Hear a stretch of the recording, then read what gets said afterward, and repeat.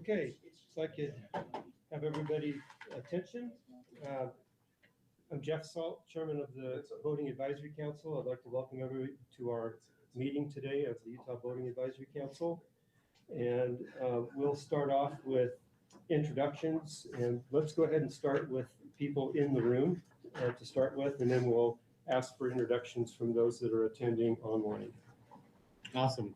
Hi, everybody. My name is Jorge Vasquez. I'm with the Division of Outdoor Recreation, and I'm a recreation grant analyst. Good with that. Sorry for my tardiness. Ty Hunter, I'm the voting program manager for the Division of Outdoor Recreation. Brian Kurt, I'm the program lieutenant for the voting law administration. Adam Eagle with the on Voter Advisory Council for motorboat users. Greg Walker, Division of Wildlife Resources. I'm the Assistant Chief over Sportfish and Coordinator of the Boating Access Program. George Summer, Voting Advisory Council. Brent Walker, just an interested party. Jen Singleton, here to give a couple-minute speech. I'm David Ullman, a boat owner. I'm Jeff Salt, representing paddle sport interests on the Advisory Council. Zach? We got one more. Oh, I'm sorry. Yeah, of course. Jason Curry, Director of the Division of Outdoor Recreation. You can sit there with us. I'll save it for council members if they show up. Yeah, okay. Zach? Like to introduce yourself? You have to unmute. You have to unmute.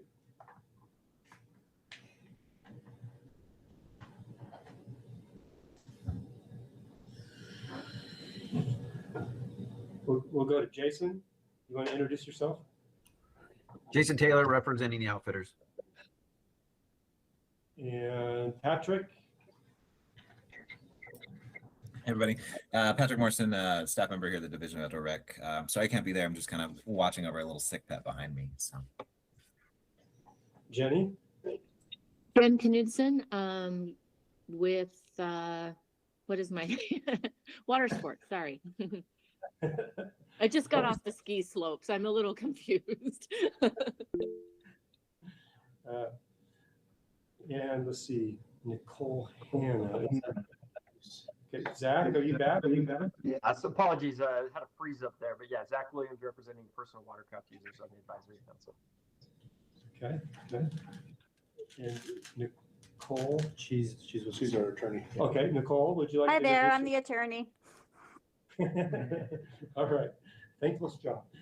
All right, so what we'd like to do next is take a look and have a motion to accept our minutes from our last meeting. So has everybody had a chance to look at the minutes? Any motion for adopting our minutes from last meeting?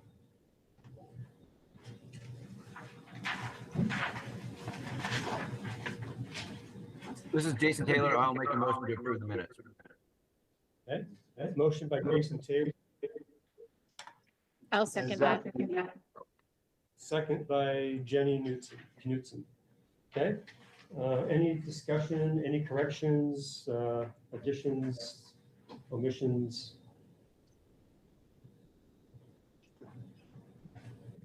Okay, no discussion. I'll call for a vote. All those in favor of adopting our minutes from the meeting, raise your hand and say aye. Aye. Any opposed? Any abstentions? Okay, it looks like that passes. All right. We've got some kind of an open debate. There we go. Thank you.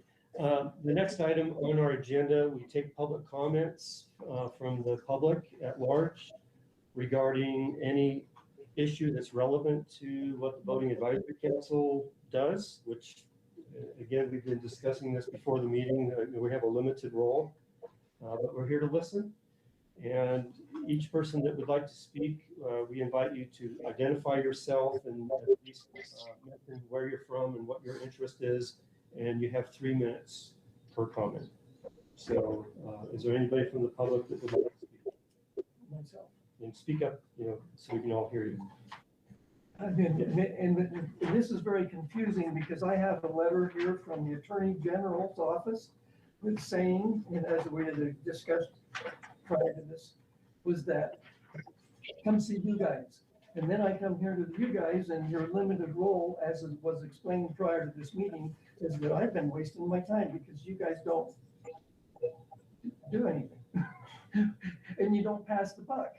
Or, and I mean, and this is simply, this is signed,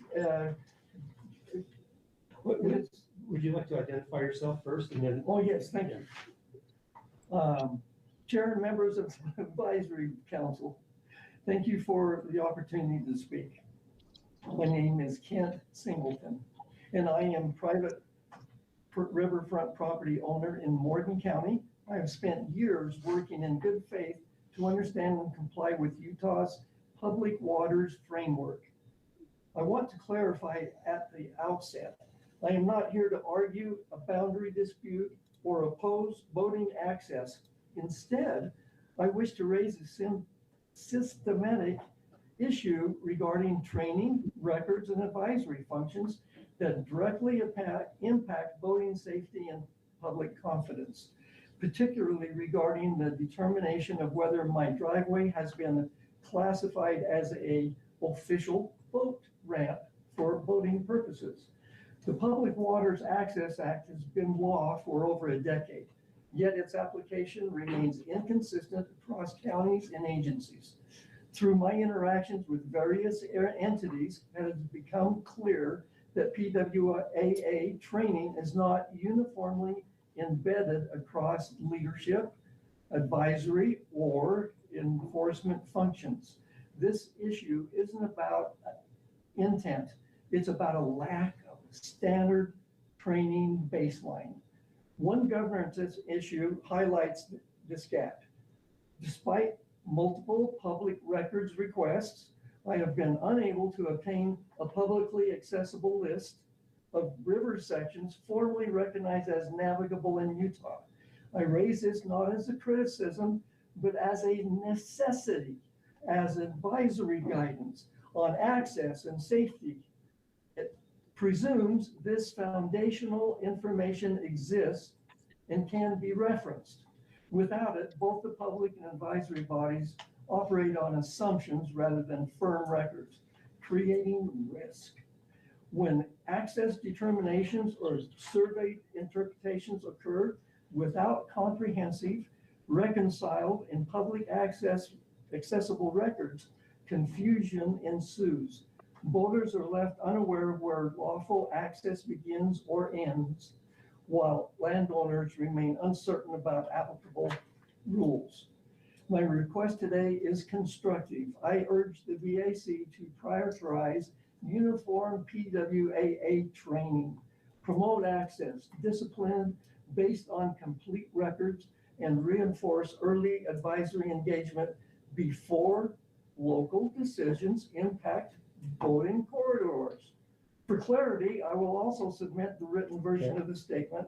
Your time's up. Can you wrap that up really quick? Can I read the rest of it? Yeah, I got 1.5 seconds. Go ahead. For clarity, I will submit this written version. Thank you for your time. Thank you. Any other comments from people in the public? Only that I support him 100%. Okay. My name's David Oman. I live in Murray, Utah, but I have several boats up in Duchesne County. I grew up on Moses Lake, Washington. I'm aware of the laws in the state of Washington governing the kind of things we're talking about. And there is a real disconnect between what's understood by property owners and users of the resources, like the lakes and the streams and the rivers.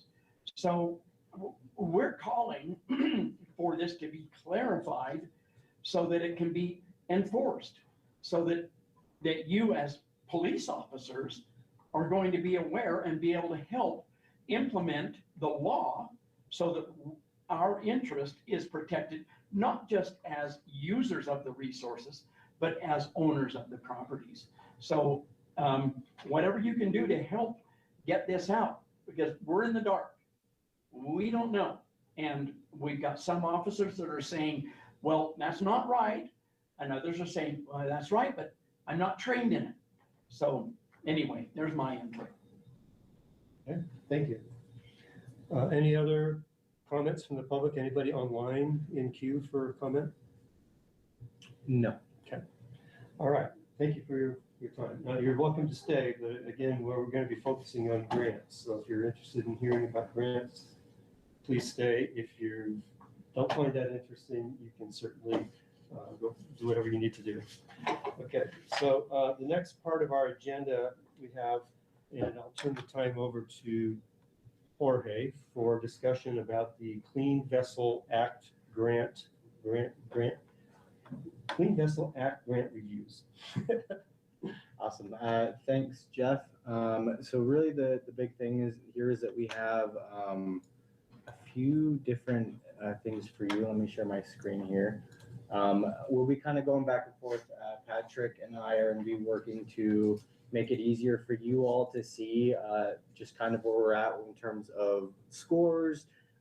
This list that I have right now isn't necessarily 100% up to date with the way that it is right now, just because I had to put placeholders in order to actually trying to get it so you guys can see it a little bit better. It's let me see, but we had to make some placeholders so that way it would hold the data. So it's not going to be like that for, and I actually have the wrong one up here, but let me get this one up instead. Clean Vessel Act. These two numbers are tied together, the DWR and DUR share. So really the big thing, and Ty can help me clarify this, is more in terms of like the match is what's the more important part for what we're trying to hit. Right now, that's including all the projects. So 1.4 million is including all the projects, and we're looking to get closer to around 350,000 for boating access. For boating access, and then again, talking to Ty, we should be fine to essentially cover what Clean Vessel Act is requesting. But these are the main numbers that you'll be looking at. I would say probably this one's probably a little bit more important. DWR share is essentially what we're requesting to the U.S. Fish and Wildlife Service.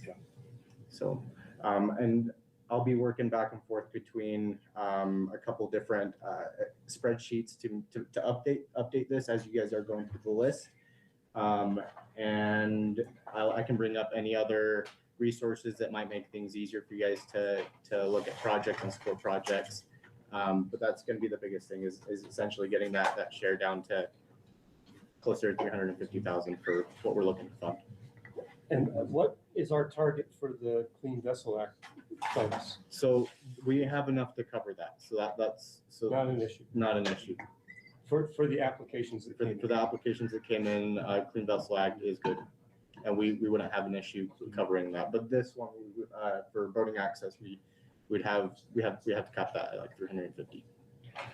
So would it be helpful to take 2 or 3 minutes and just kind of open up for a quick discussion amongst the council members if everybody understood how the Clean Vessel Act grant application and what's actually being approved?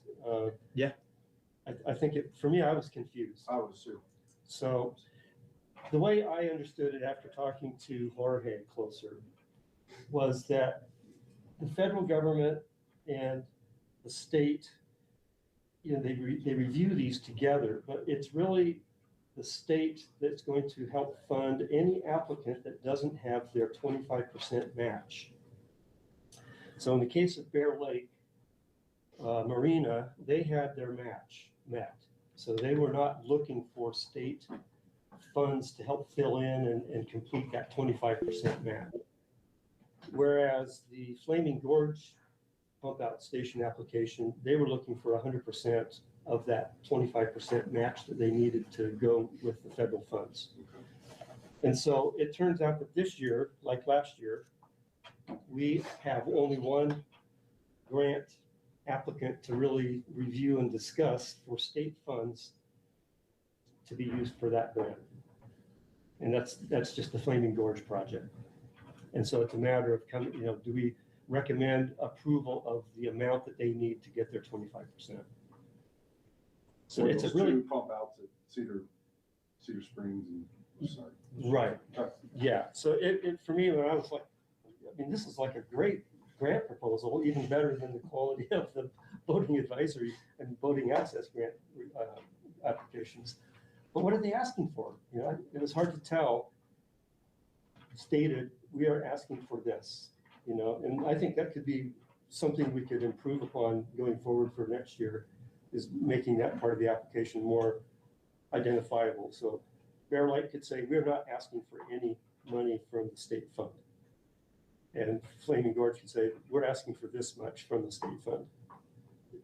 Okay, awesome. We'll take that into consideration and work that into the application. Does that make sense for everybody that's online? What was going on with Clean Vessel Act? Are there any questions, or were there any confusions that other people had that are online? Jason, you were pretty clear with it when you read through it. You have to unmute. No, I wasn't clear, but I think what you just stated makes sense. Okay. Jenny? Yeah, same. I think you cleared it up. I don't think it was very clear, but it does make more sense to have it more spelled out. Like, this is exactly, this is what we're asking for from the state funds. Yeah. Okay. And Zach, were you okay? Yeah, I would echo that. I think that's a great call out to look in the future. Just a real brief synopsis of specifically what the ask is great. And Tim has joined us. John and Tim. John Lawrence. Okay.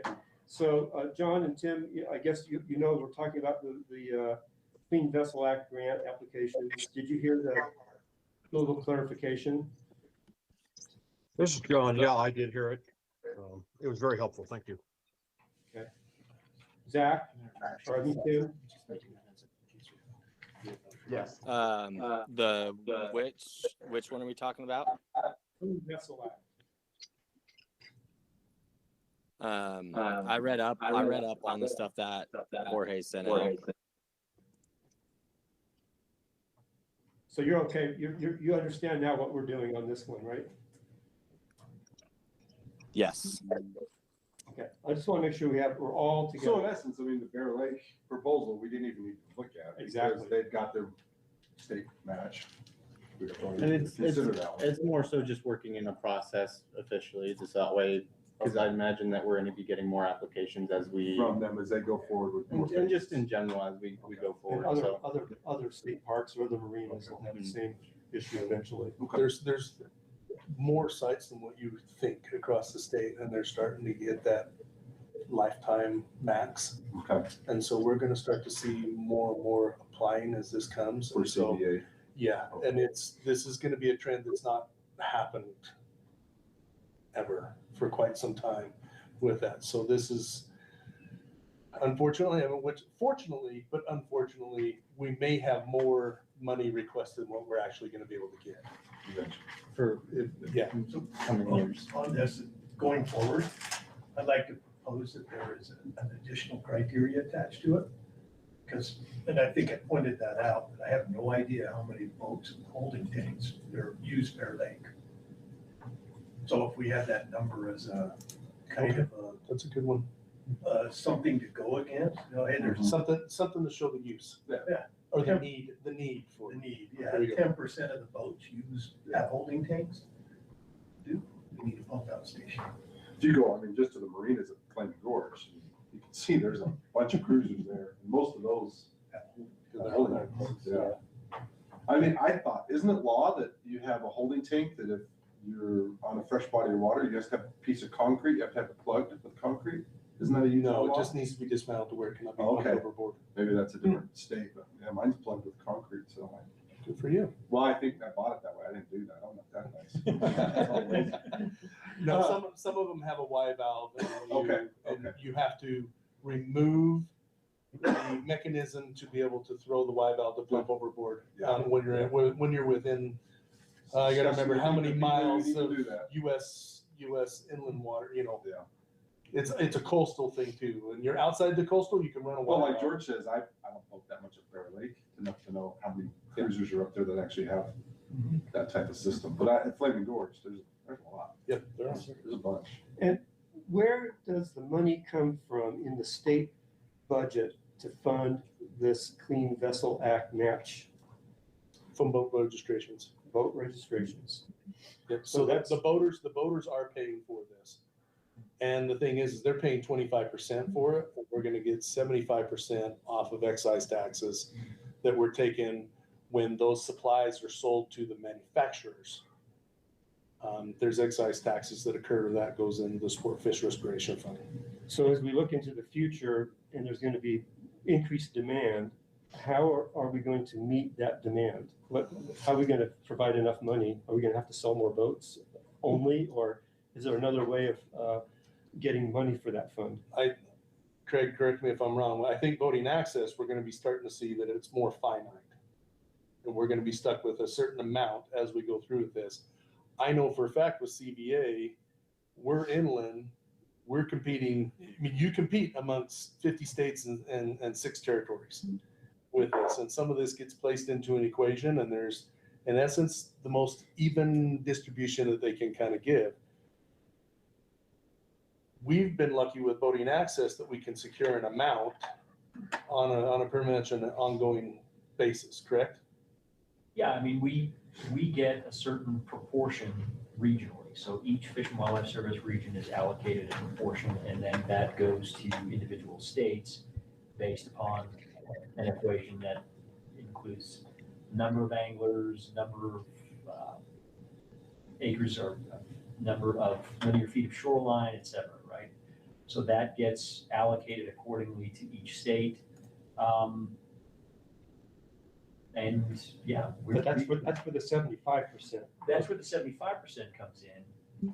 The match, we are one of the few states that actually has the capability to leverage a matching partner in the form of what used to be state parks and is now outdoor rec consistently via a memorandum of understanding. And that's the money I'm asking about, is how could that money, be increased over time? Is it just only going to be? We're gonna hit a point that it's gonna be finite. We're gonna hit it and we're not gonna get much more than that.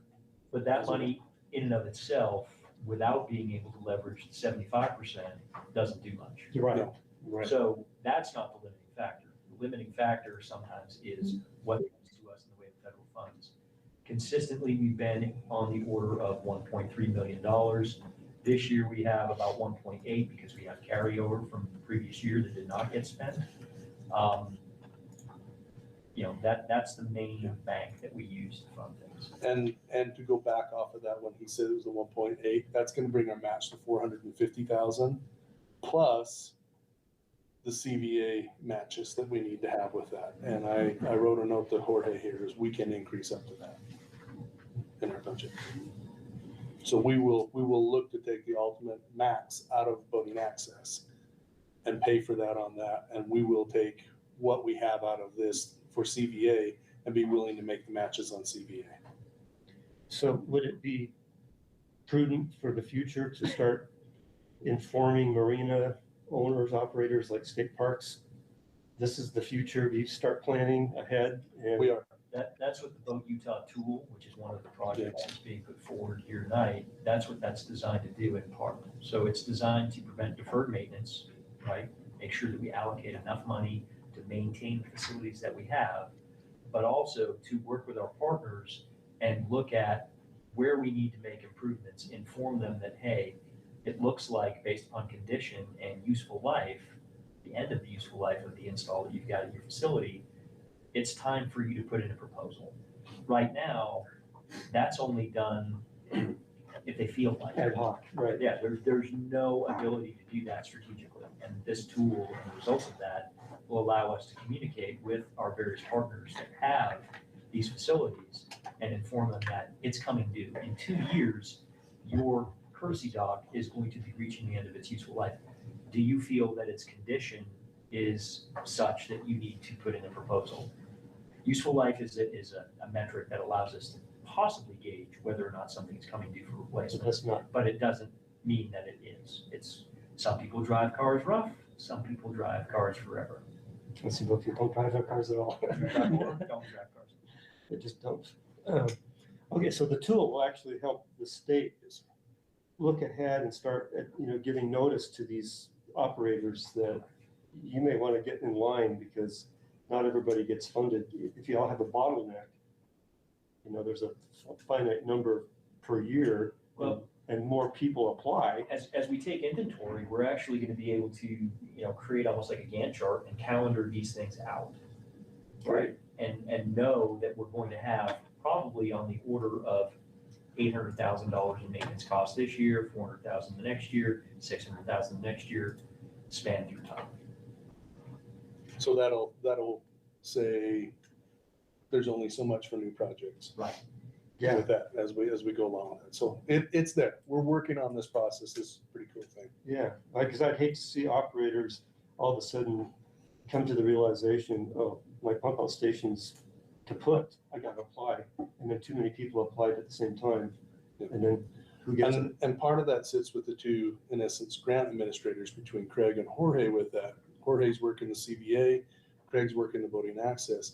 We're starting to see, there's some of these ones where we've either been to some places, we've seen some things that are dilapidated, and or we've got a lot of public comments on.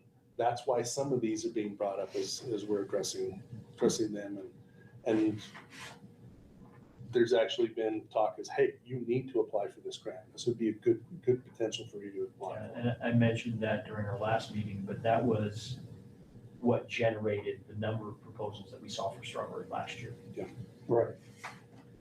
Well, also it would kind of give the state a chance to, when they get the grants coming in and you do the pre-screening, you could say, well, this one has a high priority from our inventory and forecasting. And that would maybe move it up in the ranking. We can provide that to you all with that. Okay. Any other thoughts or questions regarding Clean Vessel Act from anybody out there in online land? So do we need to vote on them? I think it'd still be appropriate. Okay, I'll take a motion on the grants that have come in, and I think it's a motion really to approve the Flaming Gorge. Isn't that what our motion would be? Or are we approving? I'd say you have two applications. Okay, so we're approving it, so they both go forward to the federal review. Okay. I'll take a motion. So I'll make a motion. Do we want to do them separately or together? Can we do them together? You can do them together, I think, in this case. Okay. Probably just state them outright. I'll make a motion that we accept the grant request, the CBA grant request for Bear Lake pump out station and the Flaming Gorge pump out stations. I'll second it. Okay, so that was a motion by George Summer and seconded by Adam Eagle. Any further discussion? I want to make a couple of comments on something I saw in the Flaming Gorge proposal. They planned in and budgeted into their grant request spare parts. And that was something that I saw as beneficial because if there's an emergency, You never know when we're gonna break. where's that stuff going? So I just want to commend them on that. Yeah. Foresight. And it's someone, sorry, Ty, but as someone who owns a boat that has a pump out, there aren't very many around. It's not like I can drive it down and go pump out, where guys discharge at their, for their RVs. I have to have an actual pump to suck it out of a boat. There aren't a lot of those around. I've had to pay when the one that Bullfrog is broken to bring it up. I've had to pay people to do it, and it's a few $100. You need to talk to me. We'll need your place. I need. It'll be a lot cheaper. I'll come down my. It'll be a lot cheaper playing the field and cancel to get something with that. I'll come dump any time of year. I got a manhole. Well, I had a thought, when I read the two grant applications, I saw quite a bit of difference in the quality of the applications. Yeah.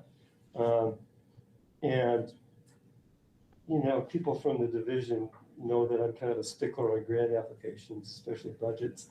But I thought Bear Lake really went, I mean, they went out of their way to really give us information, give us good quality attachments that made some sense. And the thing that really interested me about the Bear Lake application was that they said that they had the state parks, I mean, the legislative appropriation from back in 2022.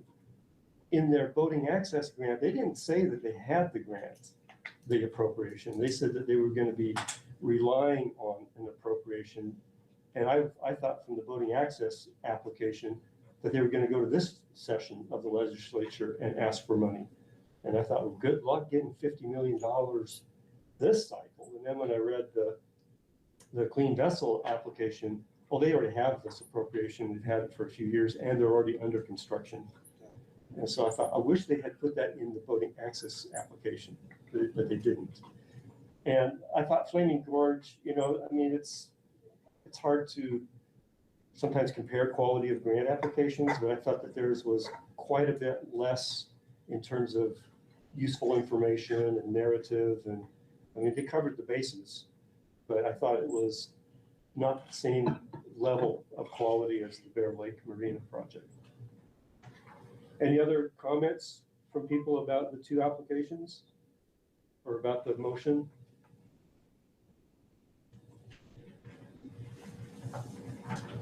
Okay. All right. Well, all those in favor of the motion, please raise your hands out there and say aye. Aye.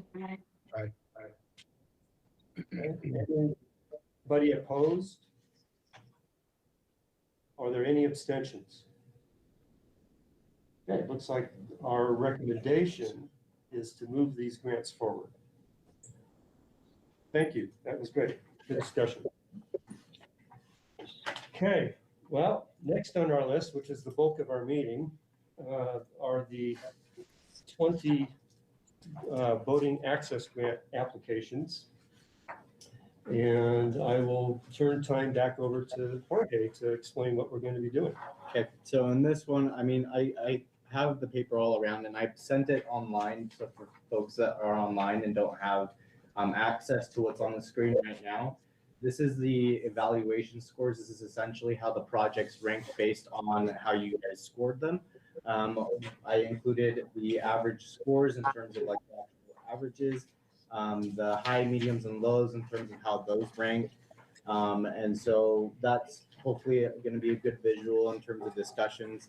I would recommend maybe just going down the list and kind of just discussing about the applications that are on there. But this is just an immediate quick overview of what scored the highest and the amounts and total project costs. And we can bounce back and forth between the actual visual live sheet that we have, and Patrick's helping me update that as we go. So, but yeah, it's just kind of whatever you guys feel like is best in terms of scoring these.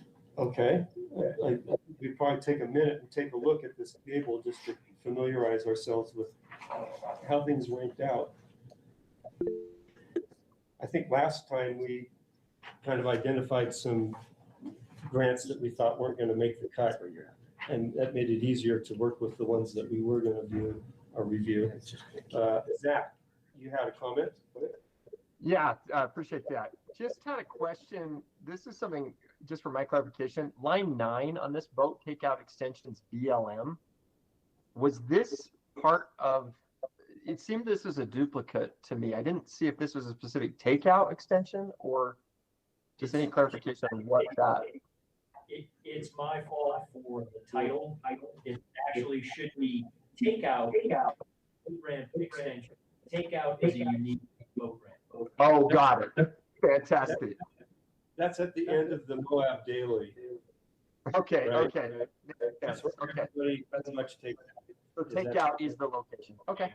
Yeah, I'm not super familiar with some of the more common ones I recognize, but appreciate that clarification. And was it just me, or were there two proposals for the film Yeah, page? yeah. So I just did one and left there and thought that was. Yeah, Craig and I talked. Quality over break, and I removed one of them. Okay. Sorry. I don't know if you want, there's some clarification on the sample gauge actually, that's not in the grant proposal. And it's actually, there's a 3-agency partnership on this gauge that they want funded. USGS has 4 gauges on the San Rafael River. Castledale, Fuller Bottom, Thompson's Hole, and then the confluence of the Green and the San Rafael. Thompson Hole is basically where the bridge crossing is at I-70. Fuller Bottom is at the beginning of the Grand Canyon section. So what I found out for clarification was that this application is for the gauge at the confluence, and the division is already in a partnership agreement with USGS to operate that gauge. But what they're looking for, because of increased cost of the operating of that gauge, they're looking for funding to help because it's been taxing their is it native species program to do that monitoring? Yeah, so the gauges historically for us as a division have had nothing to do with boating access. They have been about being able to manage our fish population, sport or natives, it doesn't matter, right? And making sure that we have ample base flows for those populations to persist through lean times. What we have right now is serendipitously, we have the BLM coming to us and saying, you know what, these gauges serve multiple purposes. They're actually important for us to inform the public of when the river is optimal for use from a paddlecraft standpoint. So we're like, well, let's kill 2 birds with 1 stone, and let's not be stupid and say, oh, we can only use this color of money. Let's merge colors of money to make these things whole. And I think more and more you're going to see these type of exercises, not only the gauges, but ways to actually inform the public of elevation at our reservoirs from a boating access standpoint, be on your radar when they come before this council. Yeah, and the reason why I stepped in and tried to get some clarification on this, because my paddle sport community that I reached out to, they thought that this was a really important project over several of the daily sites on the Colorado. And because they want to know with certainty, you know, when they can go that 1 week or those few days on the San Rafael and actually go through and have a ride, right? And I've had experience on the San Rafael and the Muddy Creek for a long time, and it's an ephemeral system. I mean, there's some years when you can't boat, right? And then there's some storms that come through, and all of a sudden everybody's talking and driving down and getting that 1-day ride, and then the water's gone. It's like skiing. It is. It's a powder day. Yeah, exactly. So this is an important project to paddle sport enthusiasts, but it's not nearly the demand or use as like takeout ramp, for example, which is tens of thousands, right? This is a few thousand a year type of thing, but it is actually of great interest to the paddle sport community. But anyway, what I was explaining was that there's a 3-way funding partnership. It was not clearly explained in the grant application. So what the applicant is looking for is funding to match with the BLM for that 11,000. The total project cost for operating the gauge is actually 17,000. So the extra amount is from the USGS, but it's not mentioned in the proposal. Just to kind of create some clarification.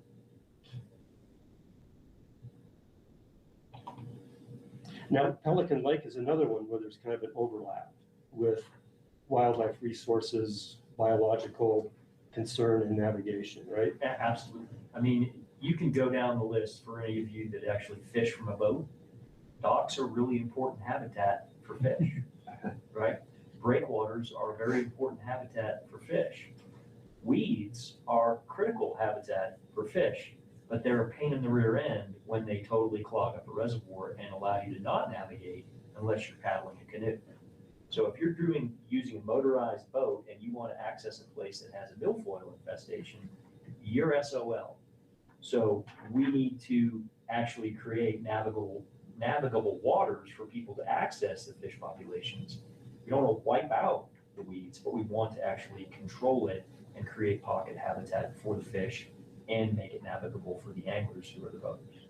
Well, in the application too, if you all recall, there was a narrative that talked about the 13 native species of aquatic habitat or plant life that have been overrun, and now it's down to 3, right? And so I like the fact that there's overlap and duplicate opportunities, and that's part of what the voting access grant includes, right? It's Well, the issue is, and it's an interesting factoid, when I would put forward a federal aid proposal early in my career, I would put forward that proposal mentioning all of the side benefits that you would get as a result of this project.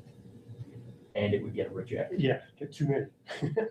Because the primary focus of the grant is for voting access. There are certain times when they'll prorate how much money you get based upon what the actual benefit to the voting community is versus another component of recreationists out there. And that happens when we talk about marinas versus public voting sites. That happens when we talk about camping at a voting location. But when we talk about angling and boating anglers, they are boaters and they're going to get 100% benefit out of this. So there's no need to prorate it. So it is 100% eligible, and it's, again, one of those instances where we can kill multiple birds with one stone, and I'm all about that at this point. So do I have any thoughts from council members of how you would like to proceed to start breaking this list down and starting our deliberations and narrowing to a list? I would suggest we start with the projects on there that are ongoing, like the Flaming Gorge operations and maintenance, the Boat Utah app, and administration. And tech time. Tech time and administration. And would you like to see the ongoing projects then be at the top of the list? Or do we go through them individually and we sort those out? I think because they're ongoing, meaning we already have a commitment to them, that we funded in the past. And like Flaming Gorge, I don't think that one's ever gonna go away. So in my idea is that those ones should go to the top, we get those out of the way, we work through the rest of them. That's my suggestion. Any online thoughts about that first crack at the list, is looking at the ongoing commitments?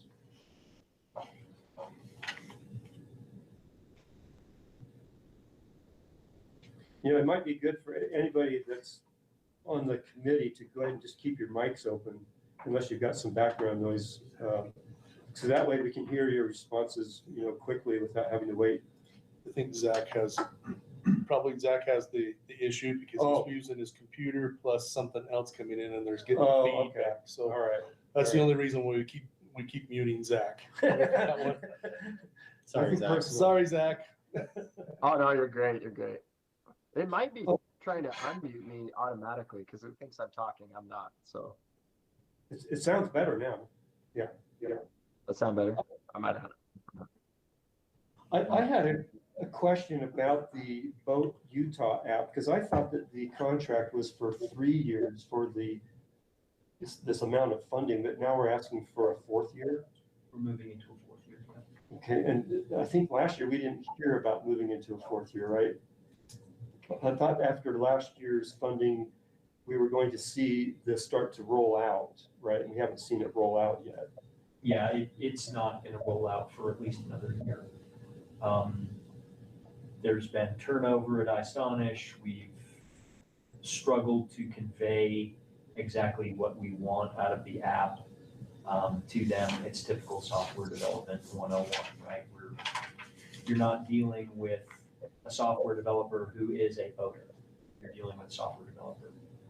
And you're not a software developer, so you're trying to convey what you want to them, and they try to match it, and it's this back and forth, and it's taken an extra year.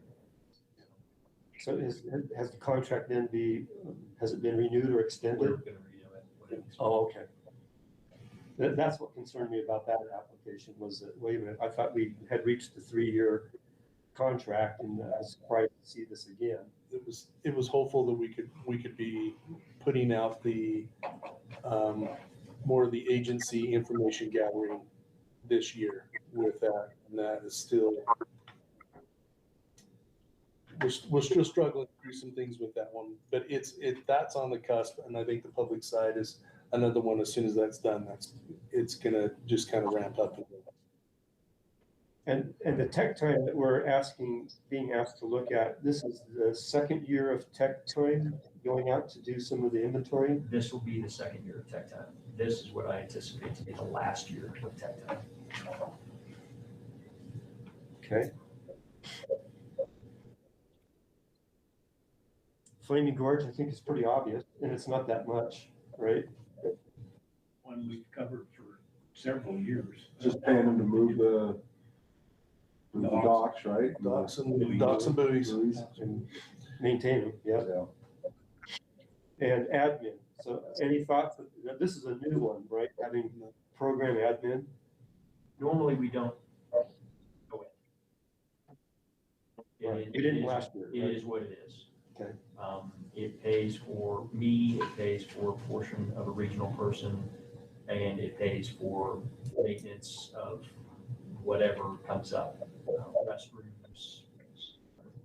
So between first services and current expense, that's the figure you got, so. Okay. And if this were not funded, what would happen? I wouldn't be here. Well, I said we go right now. The whole No, house. it equates to about 40% of my salary. Oh, really? A portion of it. Oh. Okay, that's good clarification. All right, so do we want to, George? I'll make a motion that those ongoing projects, that we fund those in full. Those three?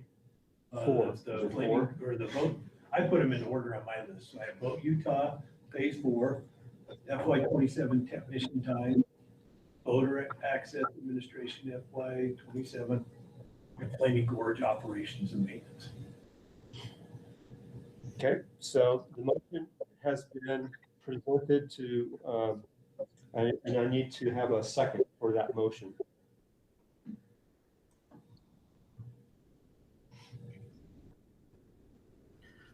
I apologize. You're kind of broken up a little bit. Could you just repeat it one more time? The motion? Yeah. Yeah. That I did them in order on my list, that we fund in full Boat Utah Phase 4, FY 27 technician time, Boater Access Administration for fiscal year 27, Flaming Gorge operation and maintenance.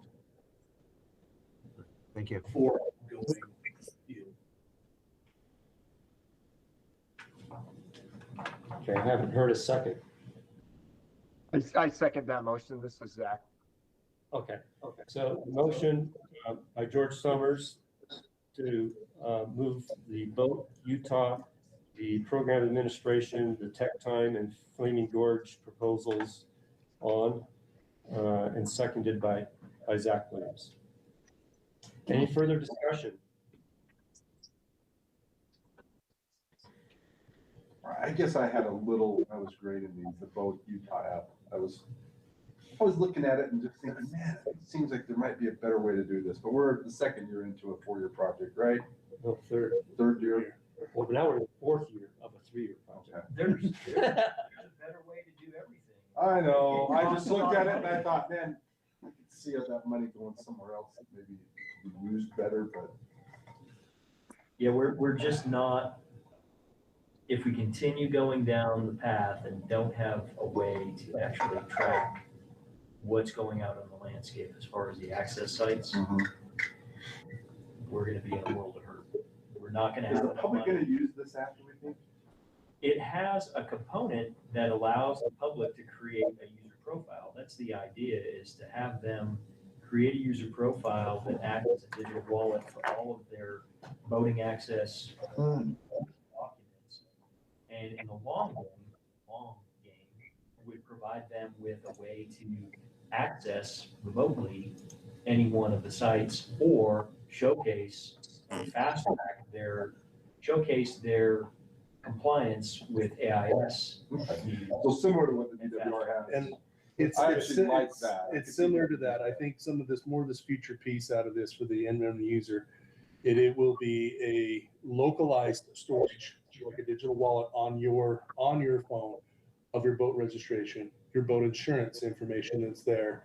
It would take your muscle aware course, and it would hopefully, we don't know how that's going to fall, but your muscle aware course might be even placed in on that one. Okay. Give an opportunity to talk about AIS sites, the decontamination sites. And if boating education gets passed, it'll play into that whole thing, that it'll be shown on Well, there. they're gonna be forced to use it then. It's gonna be more convenient. for them to I use. think it will be a good piece where we can make it convenient there. But we, as the state, are not storing that information. That is all stored on their individual device. Okay. I had the same concern, Adam. I thought, I just thought, man, it's a lot of money. And Well, so we recently talked with a database developer for a different database. And they showcased something that they've done for a small facility here in Utah as demonstrative for us. And here's what we could do for you. And I posed the question, so how much is the initial investment? And they said $4 million. And I said, oh, all right, let's say we front loaded the $4 million and had it built. How much is the ongoing maintenance cost? And it's $800,000 a year. so this is a good deal. When you talk about data management right now, we don't think about it because everything we do is data driven, database driven. We're like, yeah, easy access, Amazon. I'm gonna go buy the world and have it delivered to my doorstep. That costs billions of dollars a week to run, right? I mean, it's so expensive, and these companies sadly know that they can charge a million. And if you're not gonna do it, you got another customer waiting to pay their on these things. Yeah, it makes me wish. How about that? Well, the public could be able to use this through the Play Store, cost the public to download it and to have a subscription. So right now, we're pivoting from a desktop version that is dynamic enough to function on a phone and going to something that is available in your Google App Store, your Apple Store, whatever it is, so that you can purchase it, but it's gonna be free because it's a governmental thing. it shouldn't be free. Okay, I was just thinking if that's a way to help backfill some of the costs, is to have the We public. don't need more taxes, Tim. We'll just, charge them extra for their license. There we go. I use the DWR. Oh, it's so huge. simple. It's huge. I hope that this will be light at the end of the tunnel, though, so that we don't. I hope I'm still on this council. I wanna see this damn thing go through. Yeah, I'd like to see it operate. I wanna see it work. Okay. So we've got a second. We've had discussion. Any other questions or points Thank you. regarding this group of 4 grants? Anybody from online? So I did want to just weigh in on this Boat Utah app. I do think it's actually professionally, I'm a product manager for software development. I don't think this cost is actually that excessive because, as you pointed out, it's just expensive. I would love to see this capability rolled out to the public. I think it can be very beneficial. And so I am in support of that particular spend on the grant. Okay. All right. Okay, without further discussion, all those in favor of moving this group of 4 projects on for recommendation, please raise your hands and say aye. Aye. Aye. Aye. Are there any opposed? And any abstentions? Great, well, there's the first 4. Okay, and then I hope you don't mind, but I'd love to kind of show you where it's kind of falling. Yeah, we need to know that as we go. So this is where you guys are looking at right now, and that does include the DUR, does include the CVA on there as well. I had that on there to kind of hopefully make it a tiny bit easier for Ty. but that's kind of where we're looking at right now. Okay. So as the back end, where are we at in terms of the state amount? You said 350,000 is kind of where we're at, is what we have to work with, right? That number, I think, if I'm correct, moved up to 450 450 is what we have to work with. for boating access, yes. Right, okay. And where are we at now with? We need All right. this ship showing CVS. We need to minus the 19,000 from that. So I'm going to keep you a rolling number as So we're we're rolling just, with this. we're about 90,000 right now on the DOR share box? Yeah, right around there if you do that. So that DOR share, like I said, has that 19K in it. So yeah, just subtract that down and we'll work through it. Right. Okay. Do people online follow that? There's the DOR share box, kind of at the bottom right of the white boxes. That's the target number that we need to stay within budget with the projects that we move forward for further review. And the total we have is 450. Yeah. So right now we're at 90. Yeah. It says 111, but that's minus. Yeah. 469. So we have to be, we still have a way to go, but we have to also be. So that number is 469,808. To what you can actually go to. Oh, nice. I'm living it. There you Good. What's any other next swipes at the apple or bites at the apple on how we review, or is there anybody that has a particular project that they would like to recommend? I'm not a member of the council, but can I speak? Sure. On one of these? It's your 40% right. Bear Lake Marina expansion. Coming to this council and asking for $1.5 million when you have $51 million in project funds. And this is actually a project that is probably more suitable for the use of voting infrastructure grants, which I talked about during our last meeting. And I believe Mr. Drosbeck knows that. And you and I discussed this too. It was kind of a little bit of a, I was like, what are we doing here? You're coming after money that's limited for a project that is well-heeled. And already funded. Yeah, and I just, I'll throw that out there. Well, and you and I discussed this a little bit. And I know it ranked high. Well, there was another element to the project too that we weeded out from Utah Lake last year, which was the rental slips, right? Yeah. And that was a big part of their project was. Well, that was Utah Lake. This is Bear Lake. I know, that's what I'm saying. But We cut that out because it didn't qualify for the Utah Lake Marina last year for the criteria for the voting access grant, because you can't have a private rental slip. This is even more egregious. Yes. To me. Yeah, and I put this in my low category, and I would like to have not seen it on the list at all. I agree with what Craig is pointing out, that these guys could potentially suck all the air right out of the grant. And I think the Utah Lake Marina, Bridgewater, has some of the same characteristics, although they don't have funding in place. But their shotgun approach, in my mind, was like, well, what project out of this list would you like us to consider funding this year?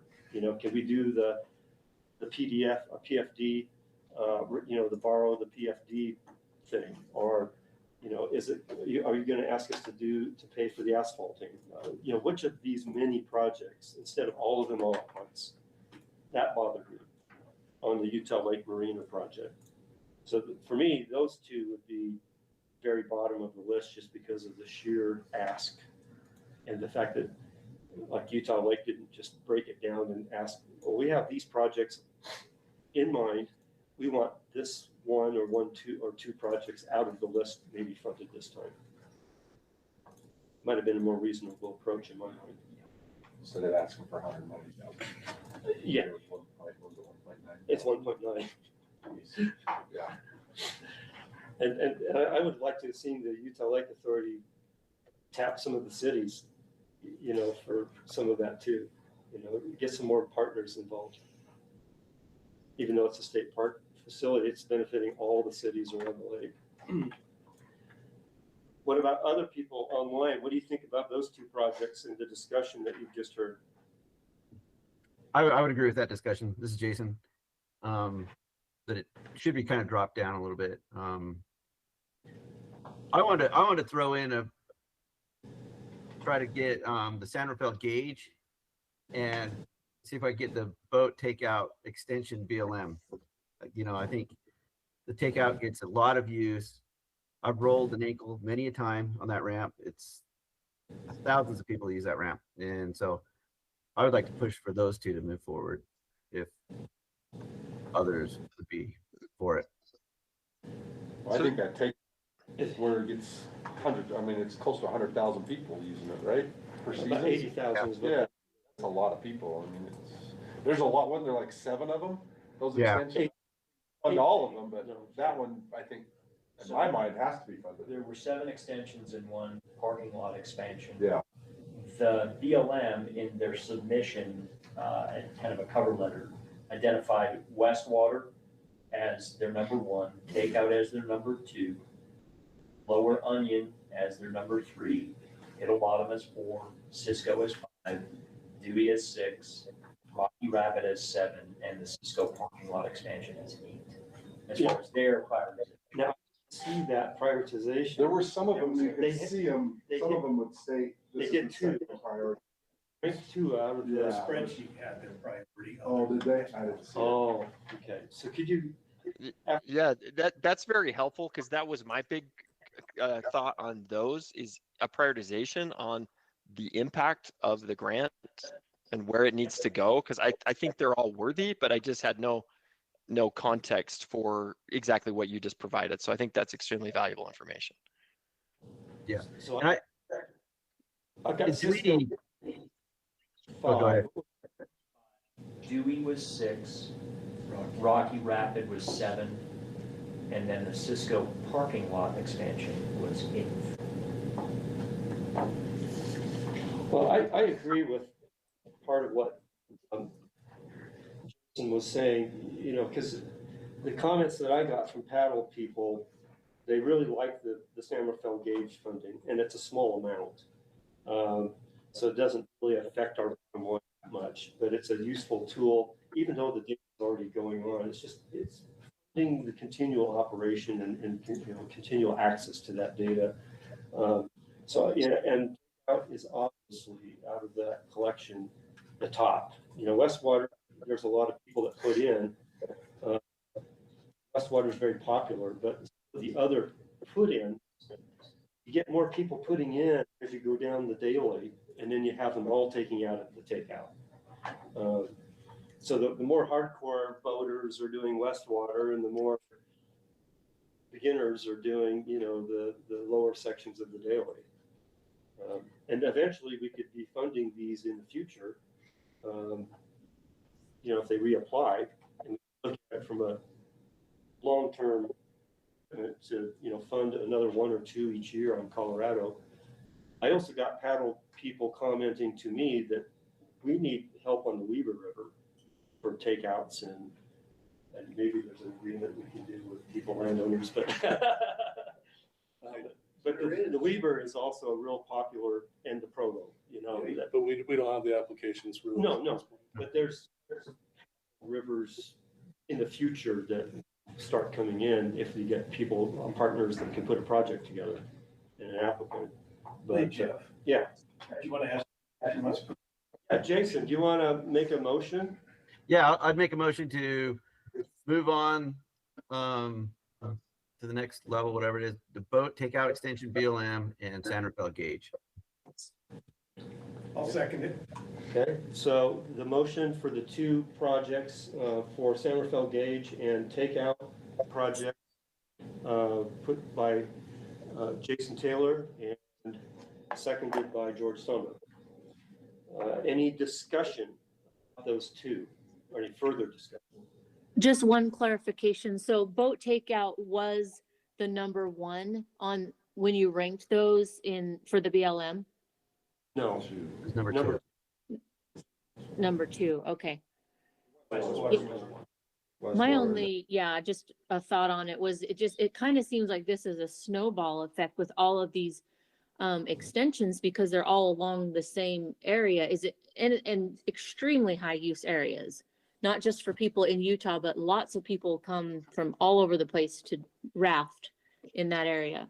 You know, does it maybe push people to other ramps where they're going to deteriorate quicker because they didn't get what they needed as far as the improvements? I mean, the low water issue is a whole thing in and of itself. I don't see that correcting itself. I only see that as getting worse. So I just want to make sure that these are done also in an order that like makes sense for like going forward. Like, is it gonna, you know, now this ramp has been extended and now it can get more use while one just right downstream or upstream right next door is then deteriorating so bad because it did not get the extension approval that it needed. And do we take the BLM's recommendation also? Yeah, that's the other things. Like, do we take their recommendation? Is that like the best course to, you know, to go in that like their order of what they feel is the most necessary? Jason. Yeah, Jason. Yeah, I definitely hear what you're saying. From my point of view, I was kind of looking at it as there's a limited amount of money. What amount of money is going to get the most bang for the buck, you know, and serve the most people with that amount of money?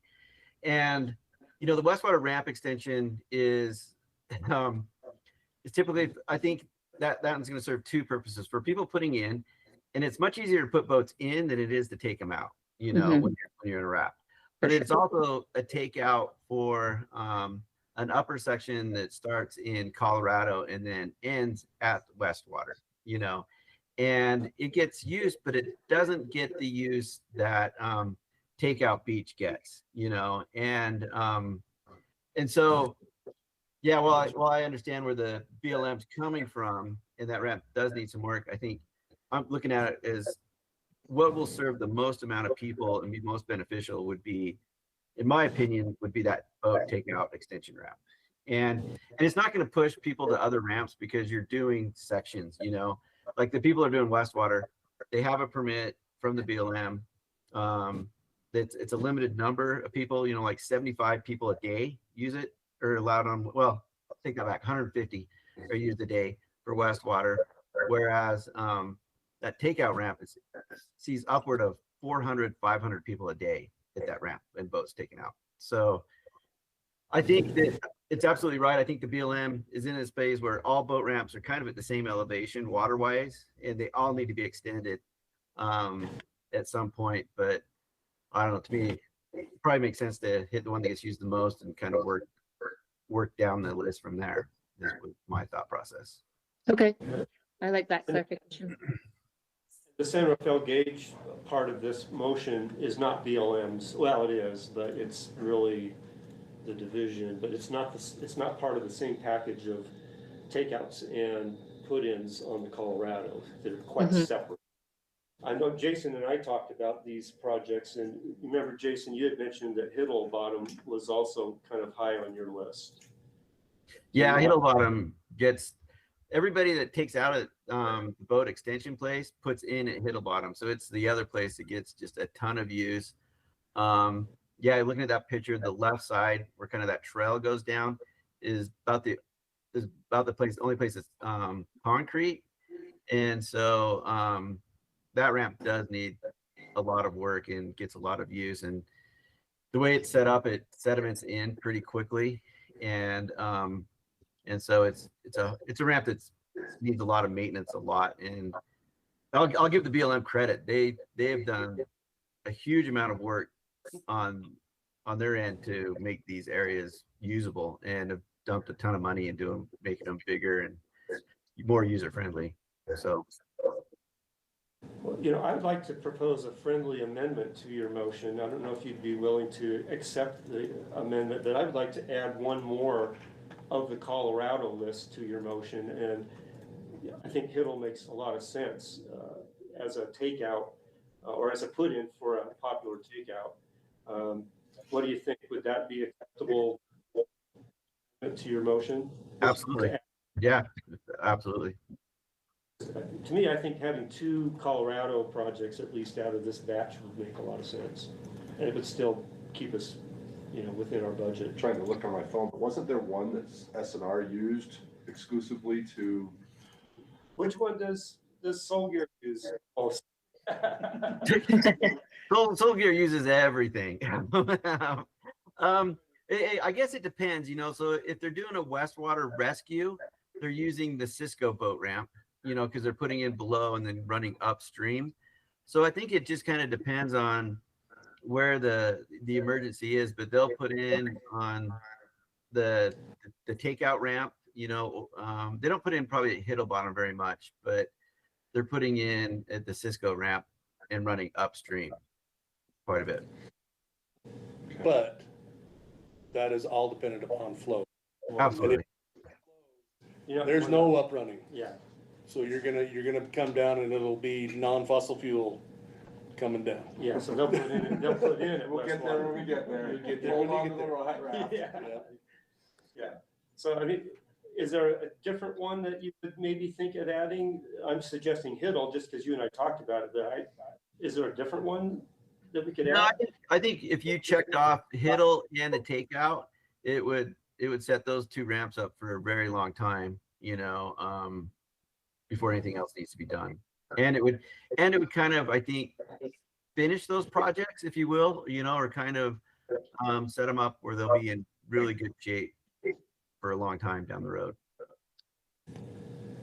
Maybe another thing to put in there is those 2 ramps have a pretty good economic impact upon the Moab area. Absolutely. Yeah. So are you okay with that amendment, Jason? I am, absolutely, yes. Seconded. Can we? Okay, so to clarify, and we You should want me to restate it? withdraw and we could do a new motion or. Yeah. I will amend my motion to move forward the boat takeout extension ramp at BLM, the Hiddlebottom boat extension ramp, and the San Rafael gauge. Okay. Nice. And George Summers seconds that. So now we're adding those 3 to this next. Any further discussions? Okay, let's take a vote. All those in favor, please raise your hand. Say aye. Aye. Aye. Any opposed? Any abstentions? All right, so there's 3 more. Could I make a request? Sure. That George, if we could, if we could add that prioritization element to the application when you have an applicant such as BLM with 7 or 8 different projects in the same year. Hearing from them helped me greatly make some judgment about that. Yes, I will, well, and I guess this is also working with, in charge of this one, that prioritization list of just requesting that. But you said that they already had one though, right? We just didn't.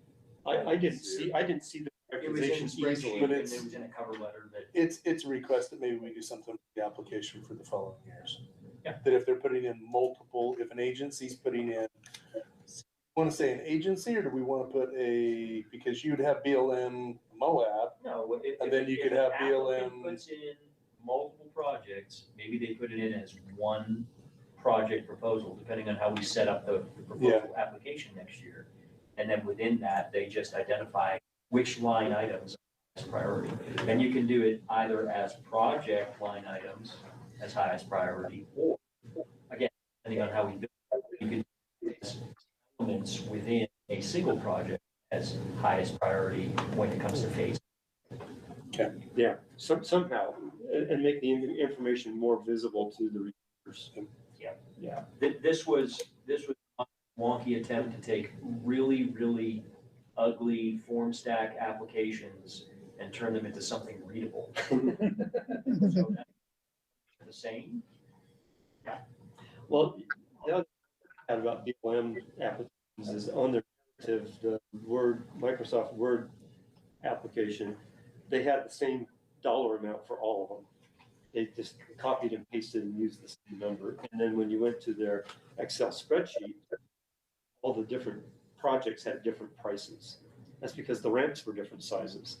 You know, and I was thinking, how could all these ramps cost the same? It couldn't. And it didn't. But they didn't put it in there correctly.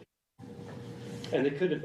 I would like to see on a project like this where they're describing these are conditions that make it unsafe for boats. Let's get pictures. You know, let's see the damage or the problem that we're actually addressing instead of just the aerial photos. And I'm just gonna put one thing in there. You guys need to realize that this was at the government shutdown. So these folks, some of these folks may have donated time to try to get some of these in. So they all did. So this is something that they may not have some of these resources available to them when they did that. When they did it. Yeah. So these are dedicated individuals that When work they were through this using their period of time. personal laptop and personal. Yeah.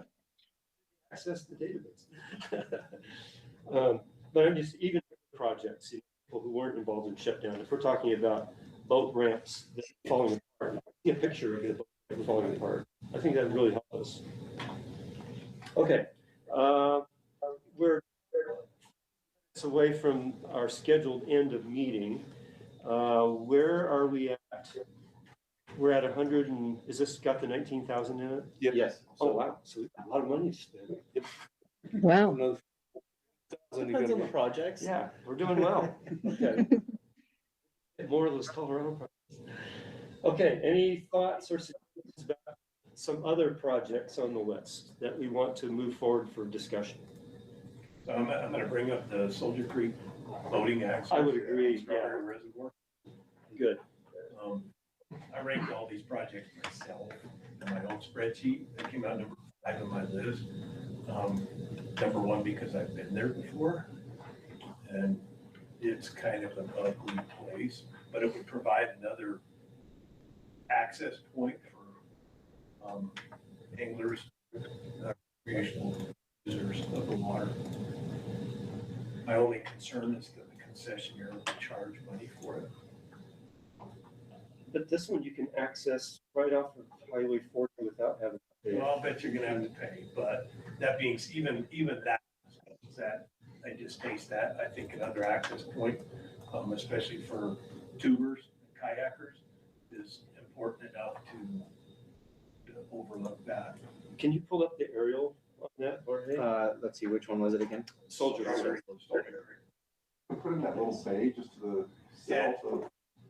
south So of the ramp. as you're, just before you turn off Aspen Grove, there's a road that goes down Yeah. in the middle of. To that long A lot of finger. people fish there. I see a lot of tubers. Yeah. Launch from I've been there several times. So we're talking about Soldier Creek at Strawberry Reservoir, and we funded a project last year, did several projects last year at Strawberry. But this one, in talking to some other constituents who do, they call it still water, flat water, lake fishing, they find that Strawberry still needs a lot more access for inflatables and kick boats. And we want to resolve the conflicts that happen at the launch points at Strawberry and other places, of course. So I did get a lot of comments about Soldier Creek in support of that project. Currently, the road that comes in, I don't know if you can blow that up at all. Yes, I'll throw it in there.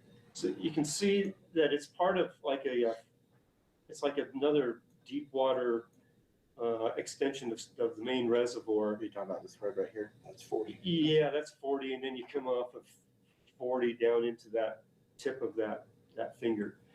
You have This- it on the other blow up picture right there. There you go. Reality. Yeah, it's so this ramp is just going to be hardening the road just straight down to the water and below the water line. I don't know how far down he plans to go with that. But this road is damaged every year by runoff, and it becomes a four-wheel drive adventure to get in there during certain times of the year. And so it's really hard to get in, even with your inflatable boats and your small craft. But it is an area that the float tube boaters and people that want to do non-motorized boating, this is a great option for them to launch and not to be in conflict with the motorized boaters who are standing there fuming and waiting while you stage and get your non-motorized gear out. So there is a high demand. Swearing, that's for sure. What's that? It'll cut down on the swearing, that's for sure. Yeah. For me. So from an angler's perspective that I am aware of, there's high demand. This is basically trying to create what we created at Chicken Creek East. Yes. For the Soldier Hall. Yeah.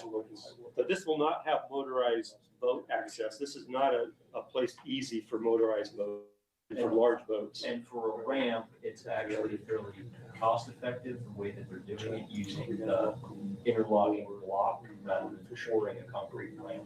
Because they don't need to pour a concrete ramp again, because we're not launching motorized rafts on one straight. Right. It's like hex. Okay. It's called, but Yeah. it's the exact same thing we used at Chicken Creek. Yeah. So it's a great product, to use.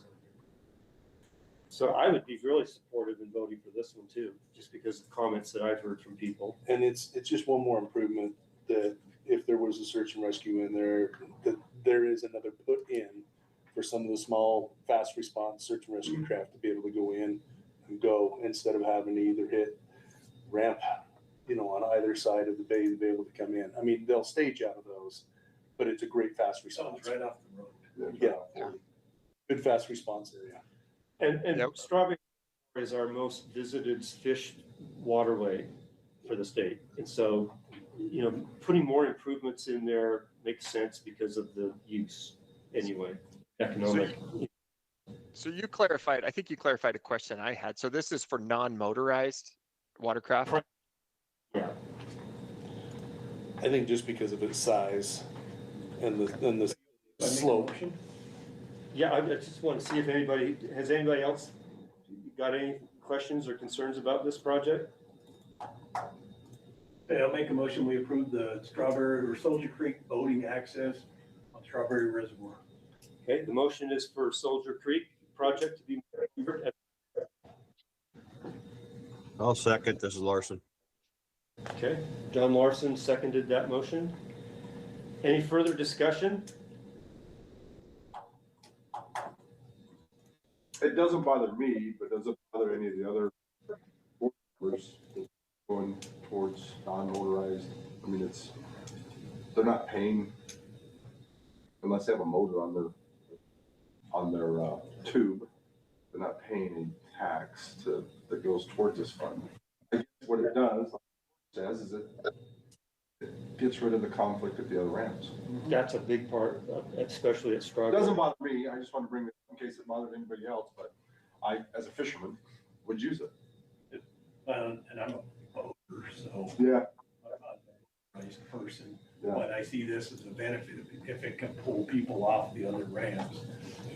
Gives them another opportunity, helps reduce congestion. It's a popular area. Yeah. Every time I'm boating by it, there's all over the shoreline over there. And the fishing's supposed to be really good right in that. It's terrible. I wouldn't go there. Yeah, right. Yeah, don't go there. Nobody go there. Okay. Online people, anybody more discussion about this one? Okay, let's vote. All those in favor of advancing Soldier Creek for recommendation and funding, please raise your hands and say aye. Aye. Aye. Anybody opposed? Any abstentions? Okay, Soldier Creek is in. All right, we got a ways to go. So money to spend. Any other favorite projects for anybody online? Jenny, do you have a project that you thought looked really good for you? No, I was really invested in those extension ramps. And I said, crossed that, so. Okay. John, Larson, what do you think? Is there a project on this list that you're really anxious to see funded? Well, I'm kind of ornery because I'd love to see the Pelican Lake taken care of. Okay. I think we passed. Pelican Lake. That's the herbicide treatment. So this is actually, it's not like an infrastructure project like many of the others. This is an herbicide treatment. And is this going to be, Craig, is this going to be one of several treatments to get the milfoil under control, or what do you expect with this project? Yeah, I think it's usually takes 3 to get it under control. Right. And then there is, you're never going to eradicate anything on the planet. Nuclear bomb. But you're going to have to undertake maintenance, but at that point in time, maintenance is more like a 5-year interval. So you have to come back in and retreat. But it's much more cost effective and effective overall relative to some other milfoil control efforts that are undertaken out there, which is primarily through harvesting. And for those of you that don't know, when you break milfoil, you create milfoil. Yes. You create propagules and they go everywhere. It's like taking dandelion seeds and spreading them. So this is the most effective way to do it. So I have some questions on this. Because one of the key things about pelican is the weedy cover, so it makes it fun to fish. Is this going to target Eurasian water milfoil by itself? This weed killer is specific to Eurasian water milfoil as far as its effectiveness. It will blight some other vegetation, but at the same time, when you treat Eurasian water milfoil or any vegetation, it's not designed to clear everything out. If you treat weeds chemically and kill everything, what you end up doing is creating detritus in the reservoir, in the lake, that then will, as it breaks down, suck the oxygen out of the water, which will kill the fish. So you want to do this, usually the rule is a third, right, in rotation. So I think what we're going to be doing is going to create more of a mosaic habitat that's going to create fishable pockets of milfoil, not eradicated, but not have it be completely covering the entire lake and making it uninhabitable, if that makes sense. Is this the similar chemical or product that they used at Manway? Yes. And was that successful? This is a similar product, but it is not the same. The one that they used at Manaway was promised to eradicate it forever and do all these. That's not it. We actually used this, I believe Richard tried it out at either Bullock or Cottonwood as his test ground and saw that it was effective there. So.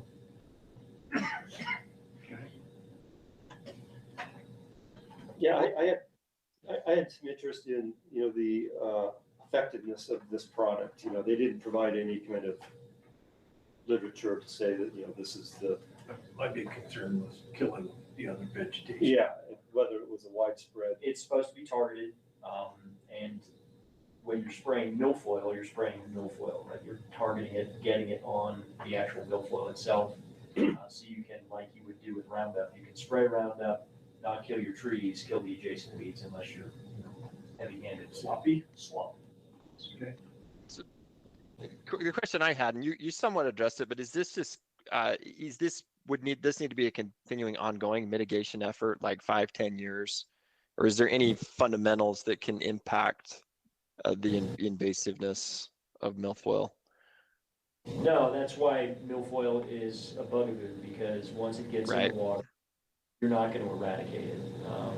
There's no successful eradication effort that's been undertaken, to my knowledge, aside from very, very small ponds and complete desiccation of the pond for extended periods of time without freezing. So yes, there will be maintenance that's required. And will they be coming back or the applicant coming back to this group for that funding, or will they also be able to find some other This sources? is one possible pot that they would go after. We've got the Habitat Council, we've got Blue Ribbon, Pelicans and Blue Ribbon Water. There are other avenues that they can go after in addition to this. Do we have any statistics in terms of how many people this is serving, the 1,600 acre lake?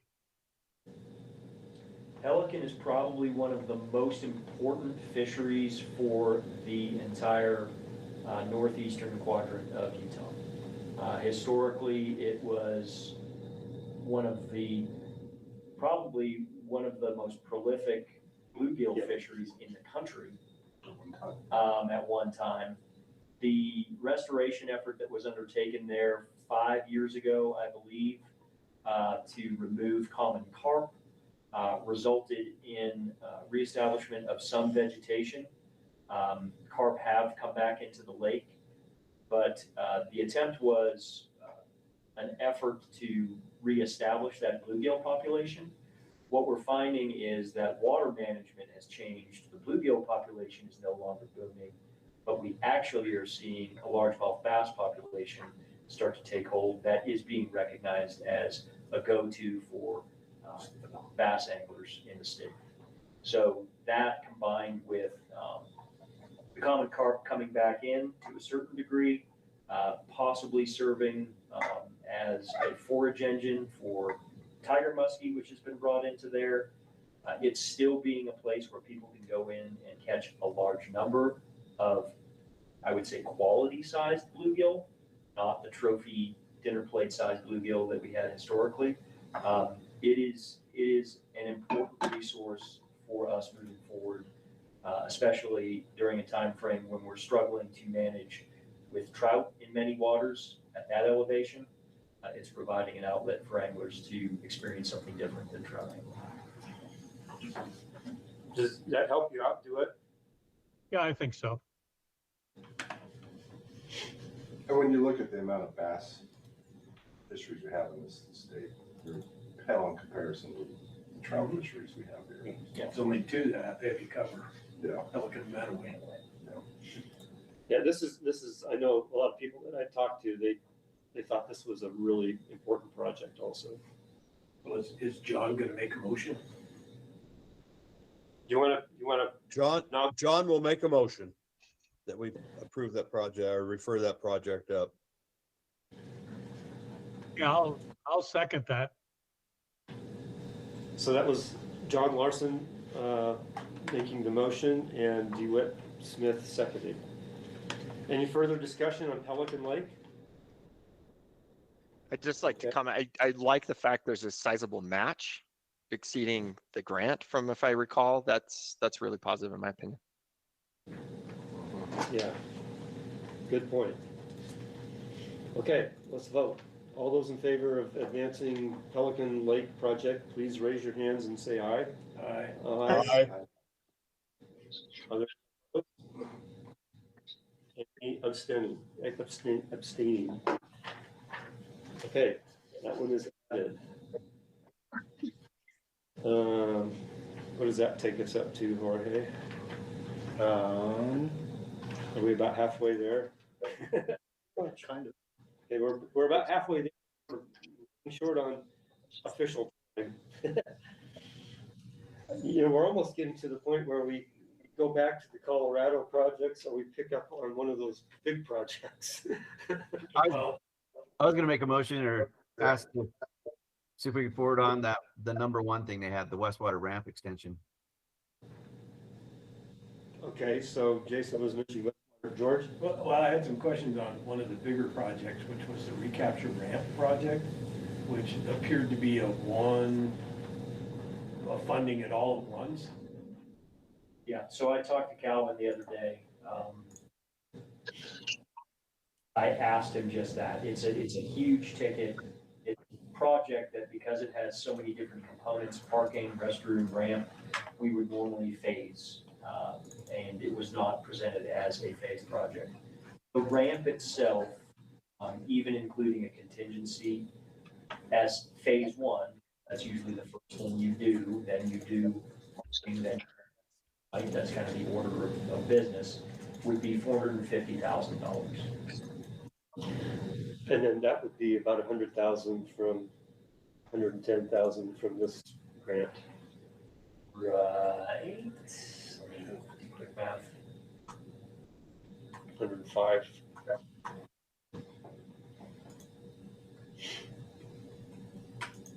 112.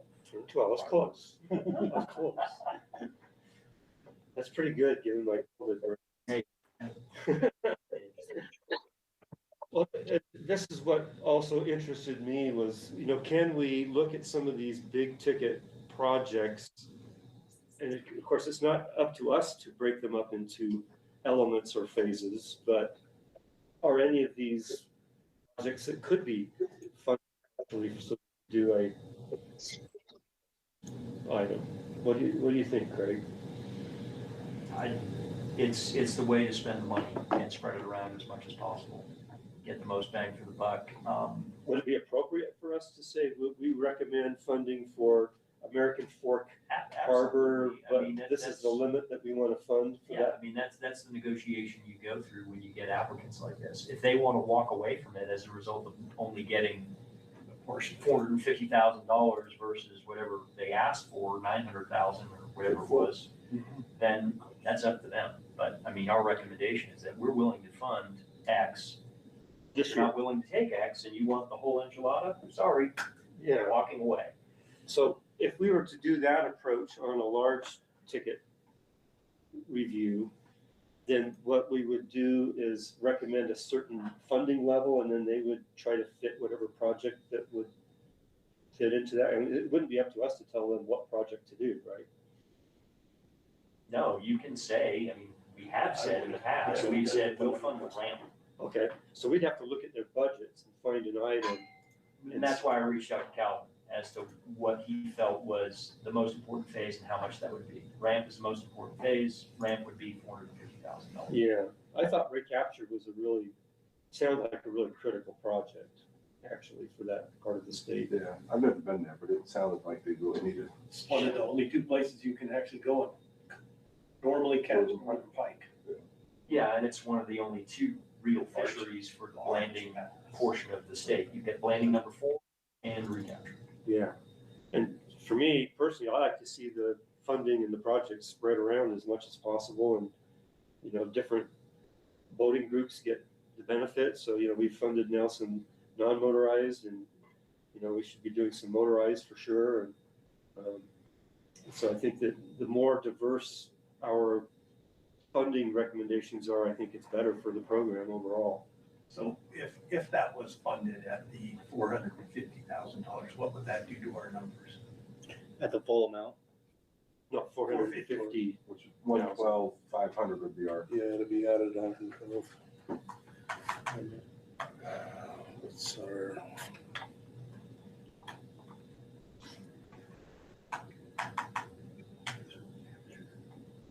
We'd be at $264,011 for Udor, $797,873 for DWR. For the whole recapture reservoir. For all projects.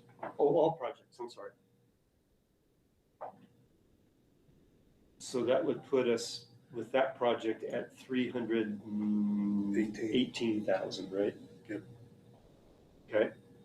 318. If we do just the ramp at recapture, we add the 112,000 that he calculated in his quick thinking.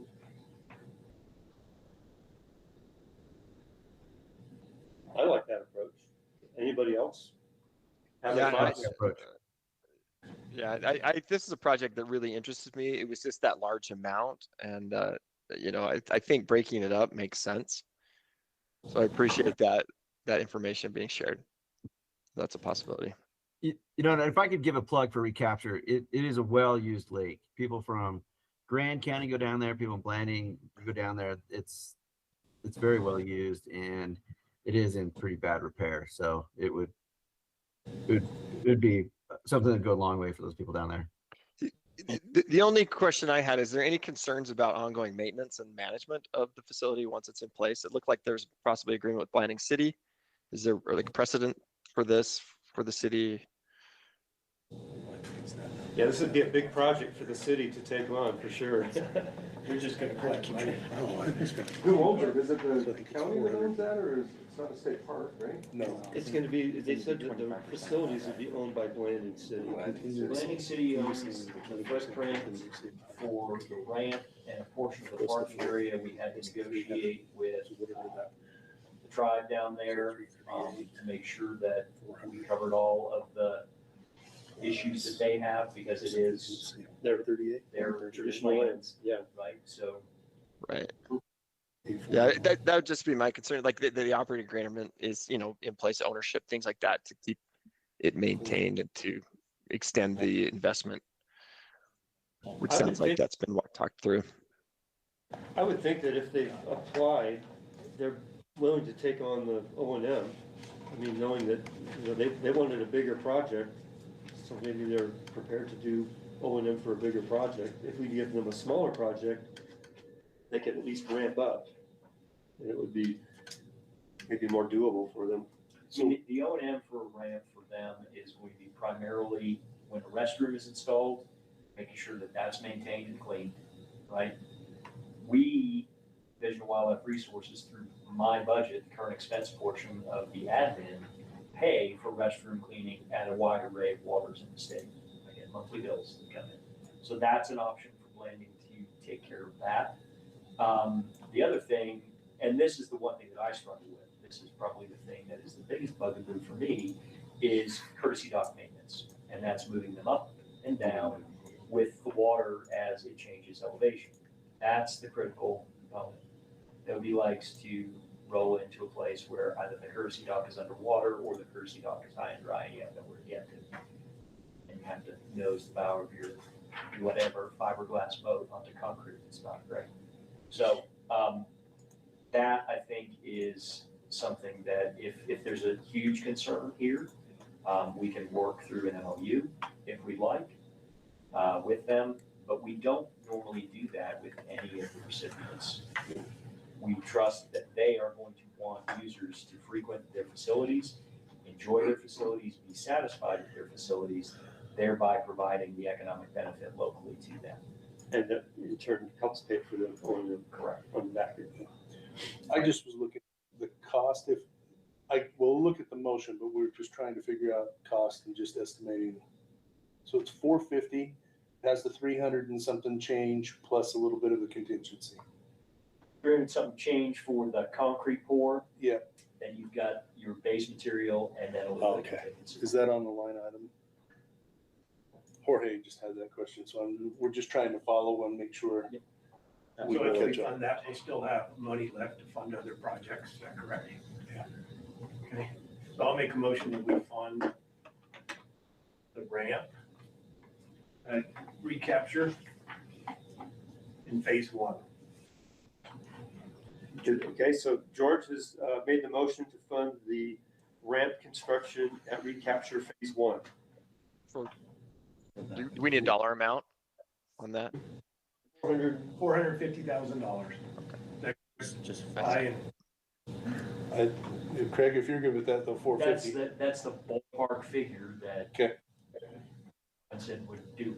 All right, So, and from what I looked at line item wise, if you take the concrete pour and the base material and then add a little wiggle room for contingency, you're in that arena. And does that include So the engineering? motion is 450? The engineering's already. Okay. Motion's for 450. Okay, I need a second. I second that motion. This is Zach. Zach Williams will second that motion. Any further discussion? Patrick. You have to unmute. That was my camera. I'm just trying to run the live scoring sheet. So this motion is for 450,000 for the recapture. Do we have updated numbers for what the DOR share and DWR share would be relative to that? Yeah, we calculated that 112,000 for the BOR addition on top of the 206. So Okay, great. It looks like Jorge just updated it on this sheet, so I'm good. Thank you. Okay. All right. Any further comments, questions? I'd support it. Yeah, I'd support it just based on the region that it serves and the fact that Blanding City, the tribal interests, and other entities are joining in on this project. So I like spreading of our excess funds across the broader spectrum of people and participants in the project. Excellent comment. Yeah. Anybody else? Okay, let's vote. Favor for that funding, please raise your hand and say aye. Aye. Aye. Any opposed? Any abstaining? Okay, so there's recapture. 415.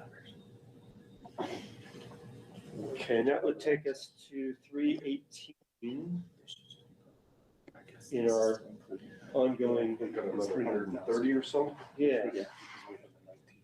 I would do a quick recommendation for the CD3 expansion, just because we need clean out type projects everywhere around the state. There just aren't enough of those, and it's a cheap project, easy to approve. And I'd like to see, I don't know that Utah Lake though has a problem that they didn't identify a specific problem why they chose Utah Lake for this project. Oh, yeah, I had questions on that too, because is there a milfoil in Utah Lake? No, just card. So my question on this project, because I think, is this the same blower they have at Pelican? I don't know. Craig may know more about the CD3s than. So CD3 expansion, we reached out to our Southeastern region biologist, our aquatic invasive species biologist, who serves both the Southeastern region and the Central region, and we reached out to our Southern region biologist, and we reached out to Richard Gibbs in the Northeastern region and Northern region. Richard doesn't see a need for an additional unit in his two regions right now. The Southern region, we did want to put a unit at Fish Lake, but because of the Forest Service shutdown, we weren't able to get them on board in time to put this proposal forward. William Fink in the Southeastern region, Central region, identified two locations, Electric Lake or Utah Lake, as a possible use for this. And we felt that it would be more palatable to this group and fit in with the Utah Lake improvements that are going on. It's not specific to milfoil. It can be used for any one of any. But it is a blower station like Pelican, right? It's the exact same. Because they did their pilot. This is an expansion of the pilot This program. is an expansion of the two pilots that we undertook. They had a lot of use. We didn't see any issues with breakage as far as the actual equipment itself. We didn't see any issues with vandalism, which is something that we were concerned with. And they were appreciated by the public. So I haven't seen them. Pelican. So it's a vacuum blower.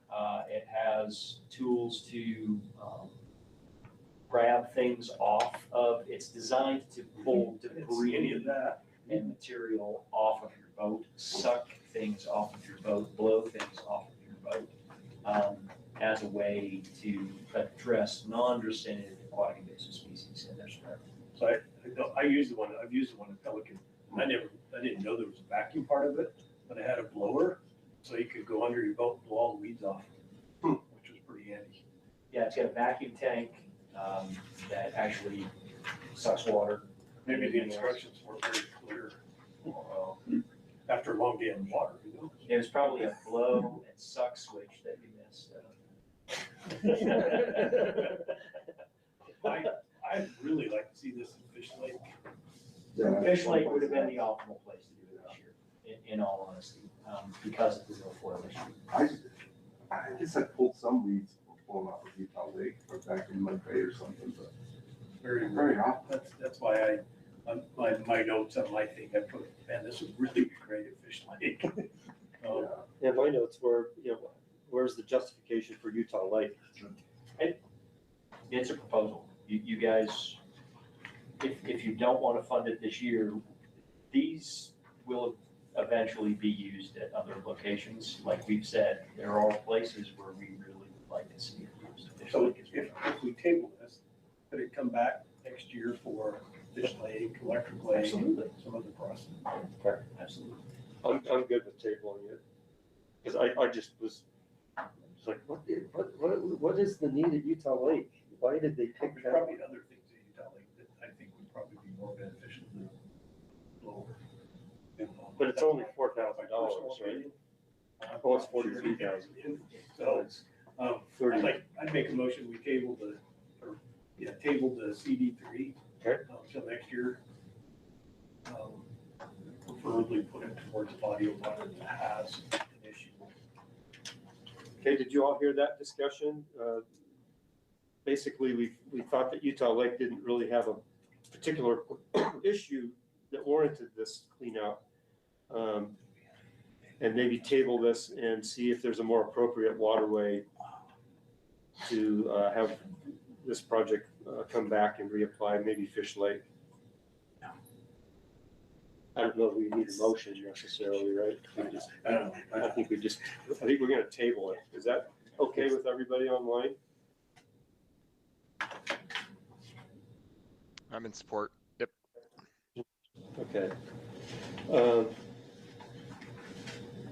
So we still have a lot of money to figure out. We got 5 minutes. Are people okay with going over past 6 o'clock?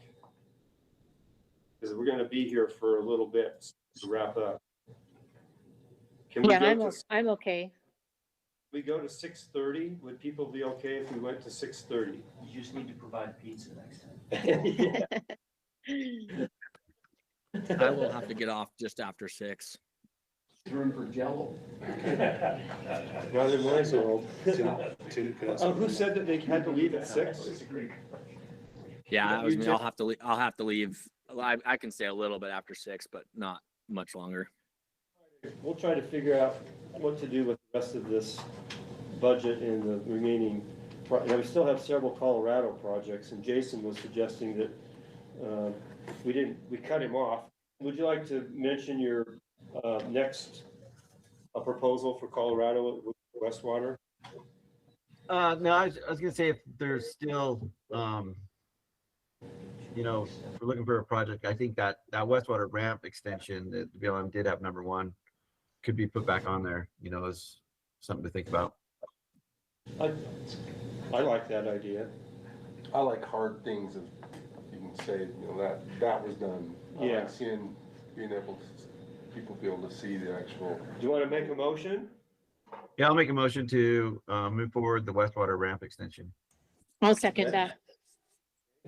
So we had Jason Taylor make that motion for adding Westwater, and Jenny Knudsen was the second.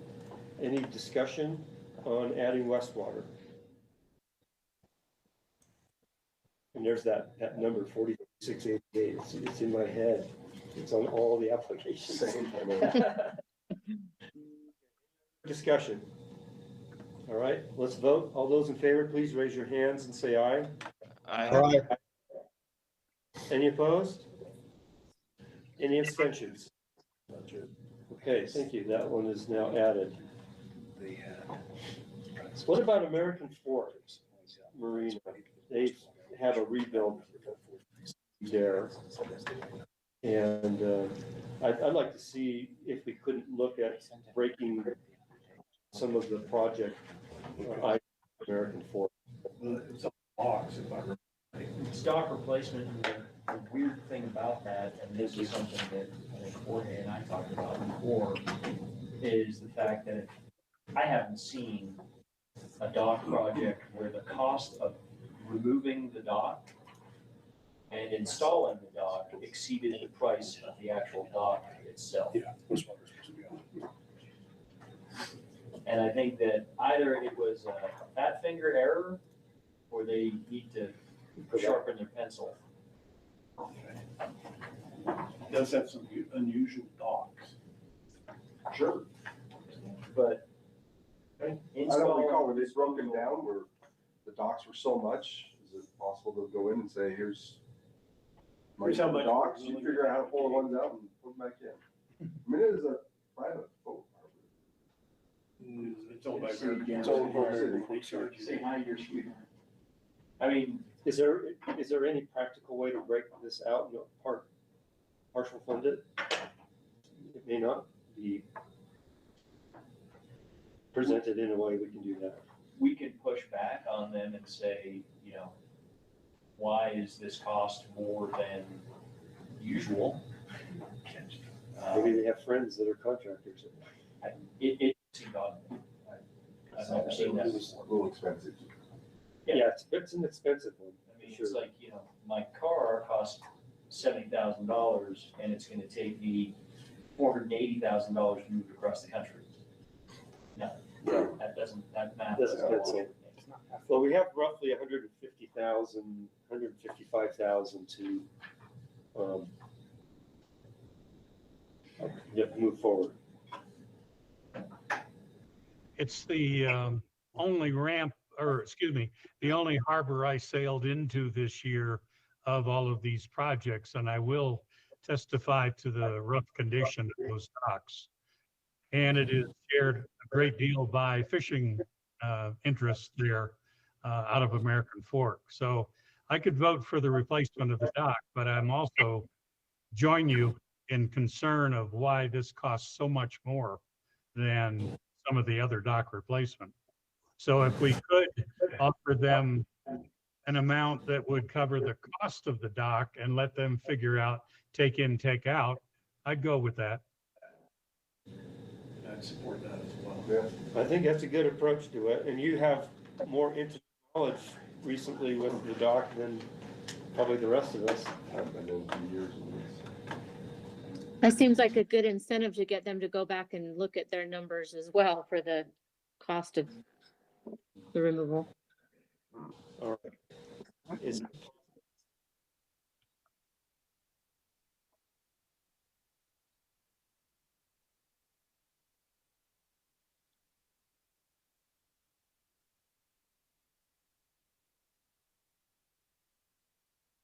I think it just went offline. Yeah, I lost sound. Are you Yeah, I lost muted sound. in the conference room? Yeah, in the conference room. Are you back? Is our tech person's here? Yeah, right here. Sorry, we had some difficulties. So we need to. Okay, so we're talking about breaking out and trying to find a figure for the dock purchase, right? For American Fork, and then go back to them and say, hey, you need to come up with some better numbers for the other parts. I think the dock itself was 180,000 and change, something like that. So we're trying to figure out what the price tag is for the dock itself. 182.5. 182.5 is the budget line item for the dock. The removal and installation was $250. Yeah. Okay, I like DeWitt's suggestion. Do you want to make a motion, DeWitt, for us? Yeah, I'd make a motion that we provide funding for the docks themselves and perhaps, I don't know, what's our balance, Jorge? Well, we're at 310 right now. We have 155,000 more to go For matching, for matching. for the 25% match. And this one's just showing boating access. Right. So I updated it, so it just shows boating access. Clean vessels shows Okay, them good. both. So Thank you. hopefully Max makes it. So this would easily fit in the amount that we have still available to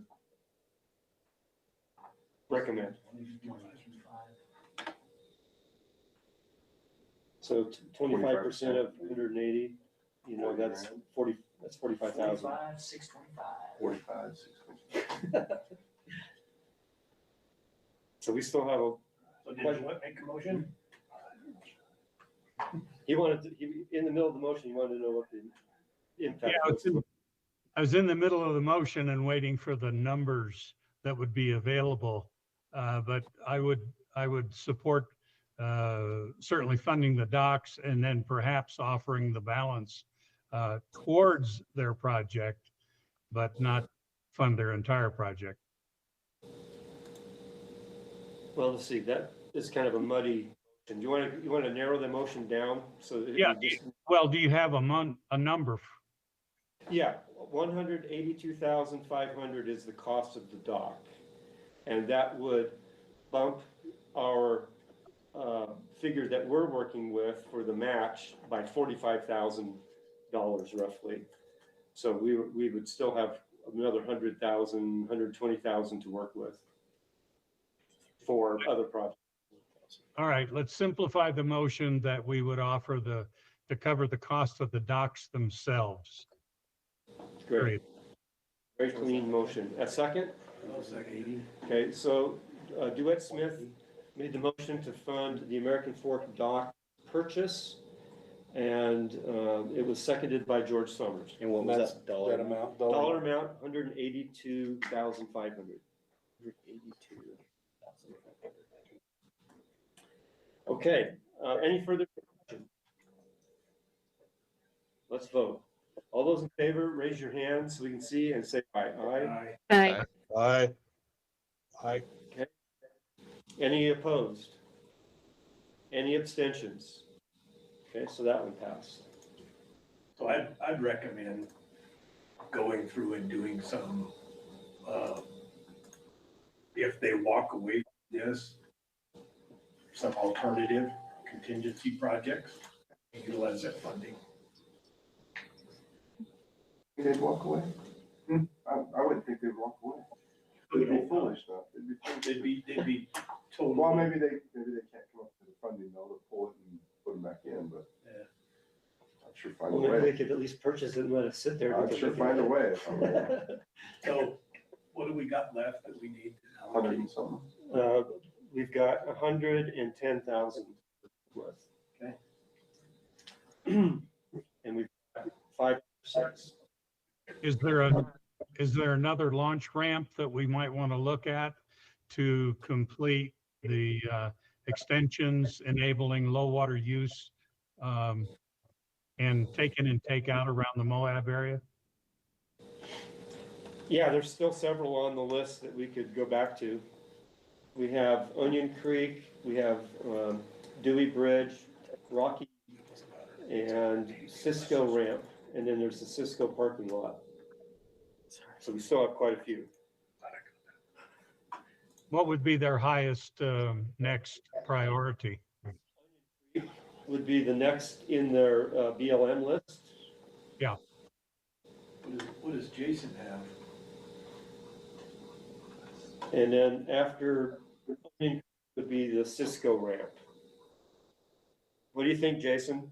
That's what I was gonna say. I was gonna say the Cisco ramp, kind of, it's a ramp that gets used quite a bit. It would be the ramp that, like we were talking about, that search and rescue would use, for accessing Westwater.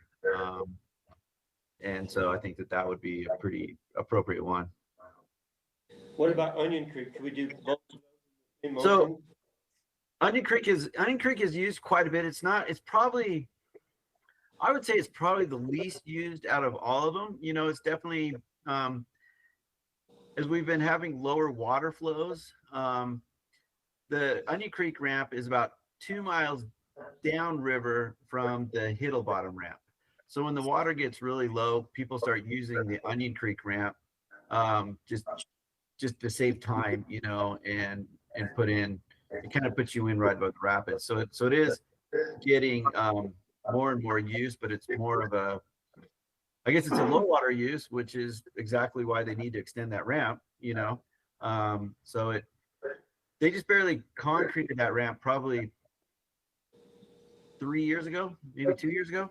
And, but so I would say it gets used the least amount of all the ramps, but it still gets used. What Putting the Cisco ramp and the Cisco parking lot together. Yeah, I was wondering about that as well. I mean, Yeah. are they both equal needs? Like if you're doing one, is the other just as necessary? Absolutely, yeah. A lot of Yeah, people it seems park. like it would be, yeah. Yeah, a lot of people park there. Nice expansion, and parking is always an issue, you know? But yet it's the same. Well, yeah. So Cisco would be a good My addition. point exactly. But I think that those would go well together. Yeah. Motion from anybody?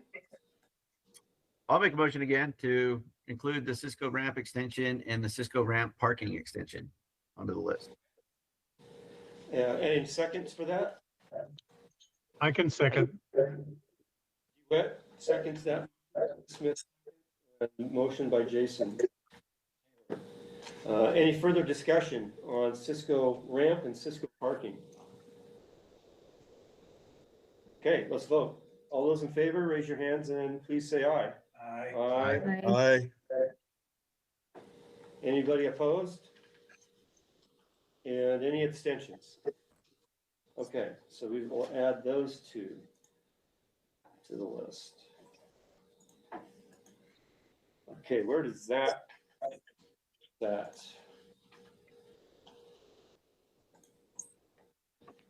And just clarification, Westwater was also included. Was that the top priority ramp? So we did vote on that. I just didn't see it on the spreadsheet. So just double check. Yeah. Okay, so we've got 100,000 left on the state match side, and we're at 10 after 6. The ramp and the parking. Cisco ramp and parking. Mm-hmm.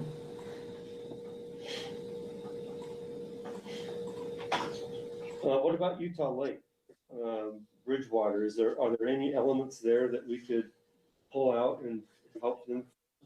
There's some ambiguity. Utah Lake, the non-motorized dock. What's the? I'm not super familiar with that area, but is that a need? What was the cost on that? I believe it's access actually to the old Provo River side of the marina.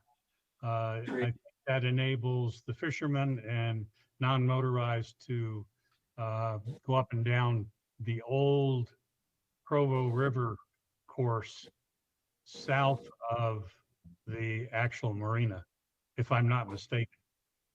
I think they want to put a pedestrian access to that area, fishing access.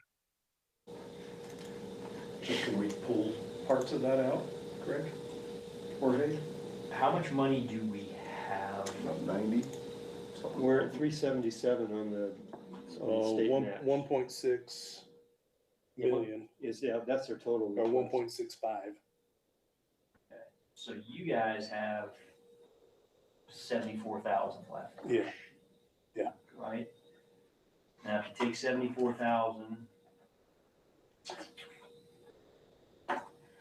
Let's see, no, we have a little more than that, right? It's 465. Well, the 69 has the CBA included. So it's 450 for boating access. Oh, gotcha. So that total, you guys check my math, I think between the two of us, we have $296,000 left. Total.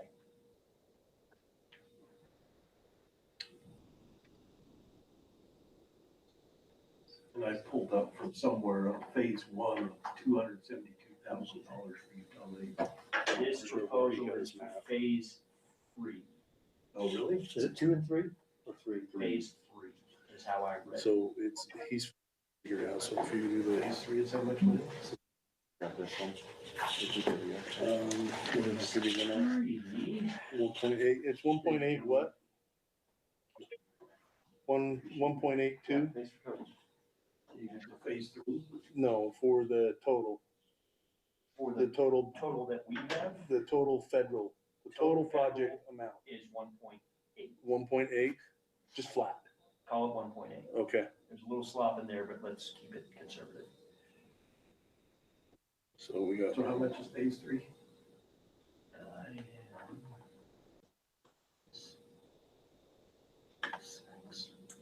we're looking into the budget for Utah Lake Bridgewater to see where we can cut into their budget and look.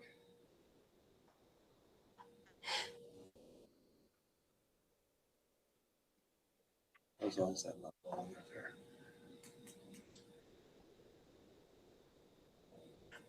Oh, this number's growing.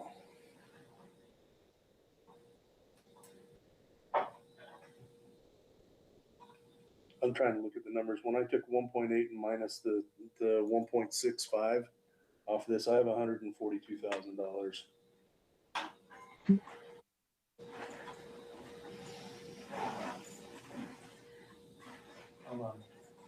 Of total project cost. Bear with us online. We're just looking at numbers. So we did not fund 3 of the BLM extensions. Correct. Yeah. Yeah, we have not done Dewey, Rocky Rapid. And we have not funded Utah Lake anything yet, Right. American Fork anything.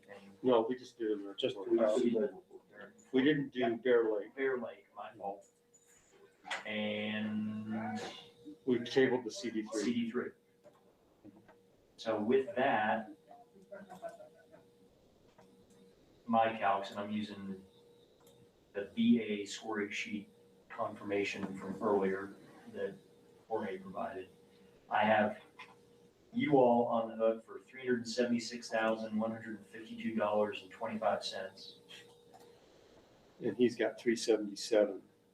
So there's. But I think, are you including match for the gauge? I believe so, yes.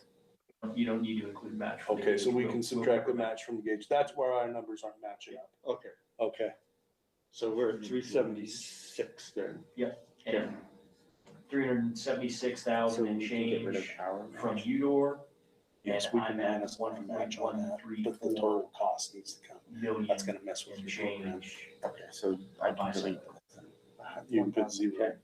So we have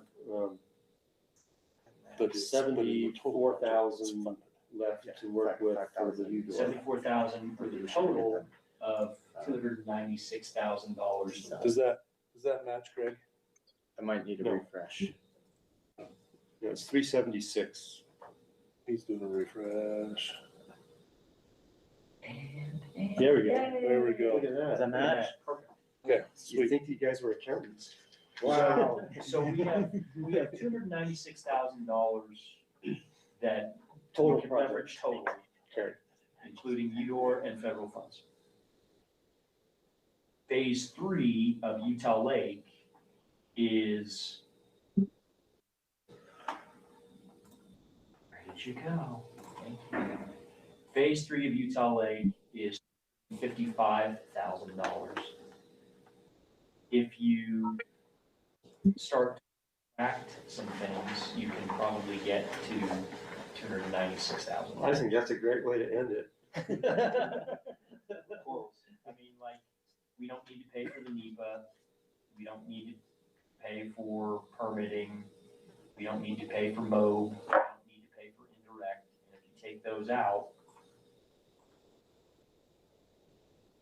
we're at $273,000. Wow. I think that's the way to do it. So what we're working on is a package for Utah Lake Bridgewater application to fund phase 3 to the level of $273,000. $273,000, which is short of what their budget line items show by eliminating some permitting and some NEPA analysis and things of that nature that are not actually necessary. Well, Necessary. they can cover those. Let me put it that way. So does everybody online kind of understand what we've been working on here around the table? Yep. Yeah. Yep. Yeah, Okay. and I support that. Yeah, same. All right, so what I need, this puts us just a few dollars short of our UDOR limit, but that's okay. Maybe we can fund a CD3, I don't know. But, so I would like a motion, that would include $273,000 funding for Bridgewater, Utah Lake. I guess it's the Utah Lake Authority, right? So Bridgeport's. Oh, Bridgeport, I'm sorry. I'm trying, we're on the map on that because It's in the skate park marina. And then the ramp is gonna be the. Is it the Promo Riverside ramp that's in there? That facility as it sits with there's already a mast crane and in the park proper. Yeah. Mast crane, and this project is asking for another crane. I think we need to have 2 cranes at that facility. I think one They have crane. boat mast crane for repairs. I think that's a second mast, a second crane. I used the primary one this summer and it's fine. We've rebuilt it. Yeah, I almost think that's maybe just redundant. GSL doesn't have 2 mast cranes. Okay. And that was they a have much, more sailboats. and that was well, not right now, but in the day, it had a lot of How much is the sailboats mast with it. crane? That would be $50K. So that would reduce the amount by, down to 223,000. And that means we could maybe almost fund another Colorado River. Yep, that takes us to 233, or excuse me, 223. Okay, so. Question, if when we're partially funding, do we actually even have any say of what they use those funds for? Yes. Okay. Yeah, okay, I just want to make sure we could actually specify that, because it would be, if we said, well, we're only gonna fund this, and then they just use the money for whatever, that didn't make sense. Federal component has the teeth. When we put forward the federal grant, I have to put in the line items that we're gonna be paying for. Perfect, okay, cool. If you want to change that, you have to get an amendment to actually get approval to change any of that, so. Okay. And if I report something, then my butt is on the hook, and I don't like that. Awesome, got it. Cool. You're right. Just for yourself. Okay, Are so, you ready for a motion? so I guess it's minus the mast. But it's funding this $232,000, 223. removing the 223. 223. $223,000 less the sailboat. No, mast that crane. includes less. That is the less. No, Oh, because we removed that from the total. How should I say that? I just wanted to say $223,000 funding for Utah Lake Bridgeport ramp extension. Phase 3. Phase 3. Right. Not including. Okay. The crane has Yeah. How much detail do we need in terms of what we're not including? I think we ought to put part of the record. Yeah. I think it would be worthwhile to hit the And record on it's it. good to give me guidance when I do actually write the grant proposal. And, okay, so before we do the motion, give a list of the line items that you think are gonna eliminate. Okay, we are eliminating sailboat mast crane, NEPA, SWPP permitting. So that's a swap. Stormwater. Yeah, stormwater. Costs.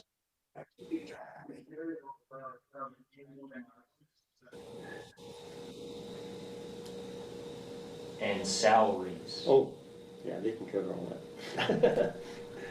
Sorry, Craig, could you repeat that last one before salaries? We weren't able to hear that on the recording.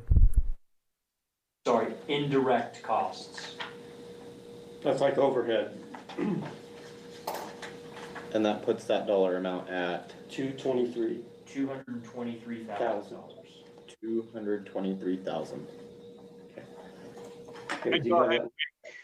I'd go ahead and make a motion then that we fund that portion you've identified at the Utah Lake phase, what is it, 3? Okay, now we have to be more specific. So do you want, George was in the process of making the motion when we stopped to figure out what the list was. Do you want to let George go ahead and finish and make the motion? We've got the list in front of us. We fund Utah Lake Bridgeport improvements, $232,000. No, $223,000. $223,000. Well, I've gotten my dyslexia going. That is removing sailboat mast crane, NEPA, SWPP, mobilization, indirect costs, and salaries. I'll second that. Okay, so we George Summers for the partial funding of Space Bridgeport, and then seconded by Adam Eagle. Any further discussions? Okay, let's vote. Okay, all those in favor say aye and raise your hands. Aye. Aye. Any opposed? Any abstentions? Right on. Okay, so it's partial. 223. Okay, and that takes us to 431,000. If we were to Is that slip what you got, Craig? Yes. for Udor, what if we were to do another Colorado ramp? Can we fit one of those in and still, that gives us 19,000 match money. And some of these were 43,000 on the ramps. So we could easily fit in another Colorado ramp, right? And Jason, which one would you recommend next if we do that? So what do we have left? We have Onion Creek, Dewey, and Rocky. Sorry.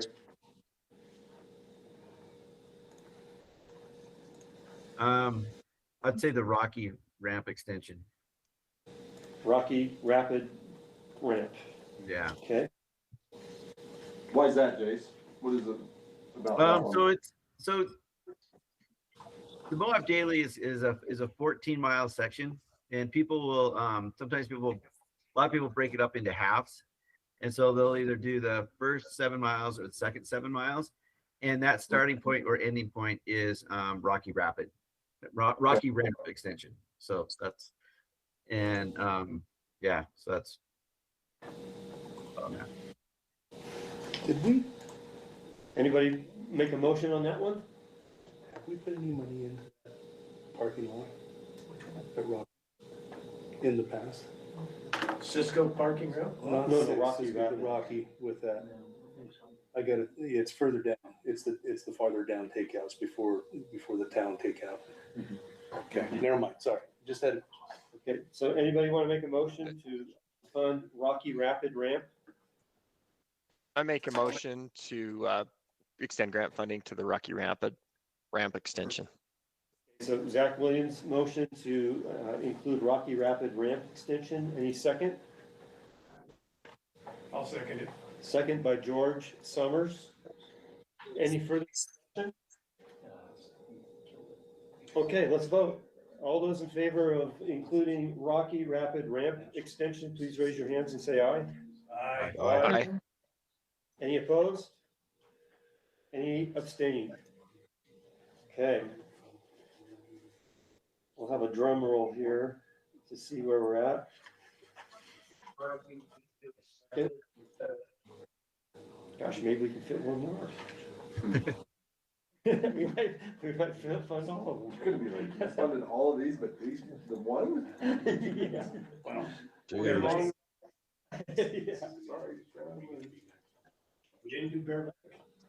Well, That one sucked up there. yeah, I think we already kind of. Been out of here at 410. They've already got their 50 million. Where'd you go? Okay, so we're at 8,000, actually 7,000. Is that a good place to stop? Just as a key measure? Or do we try to get? Would have been enough pizza. Well, one time I don't do this on this piece here, jeez. Thanks, Craig. Well, I don't wanna buy it for just half. We need to buy it from That's true. all. If everybody's here, I'll do dinner for you. Uber 'em. Yeah. Uber Eats, everybody. Yeah, So- I think that's cutting it pretty tight. And that's a pretty good, at least we get a little bit of fudge factor in there. We're doing good, and the thing is we've got FY 27 money, but we may not see, shovel hitting the ground until 28. So we may have some extra monies that we need to put forth on that. And just as a quick clarification for you, Ty, that's what you're looking at with CBA.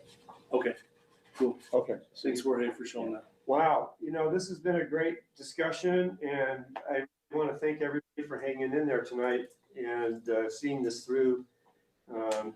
I think this is important that we've been able to get this and spread the money around. Ty? If I could just say one thing, and I'm gonna rely upon our two longer standing members in this. In the way I've looked at this, and I think Craig can pipe in with this, I think this has been one of the more productive selections that we've gone through. I think we've had a more systematic approach in handling this. Is that what you guys are looking at, Jason? I agree with that. Yeah. So hats off to you guys. This is awesome. I think we've crossed a bridge that needed to be crossed, and it's very good. So thank you everyone for your time and the effort you put in on grading these and just for the time too. Thanks for the insight as far as making, I think, our scoring process a little bit Yes. more refined next I was year. just gonna comment on that. It'll be nice to have that dialed in. And I think there's some potentials next year of maybe looking at a new application platform. I don't know where Craig sits with that. I would love for us to move away from form stack. Yeah, we can look at that. Maybe part of that admin. Yeah. Smart, Alex. We get $7,000.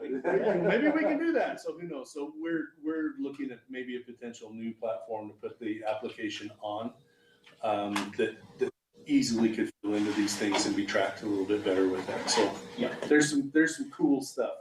I did have one other comment, because I really like the synopsis that was attached to these. But I think there needs to be some other information attached to that I think could be added in like one or two sentences to get beyond, that would help clarify some of this. I had a list of them, but I don't have them. But I think the synopsis was a great idea because it boiled things down to one pager. Well, I think that's probably this here. Said it all. It's called AI.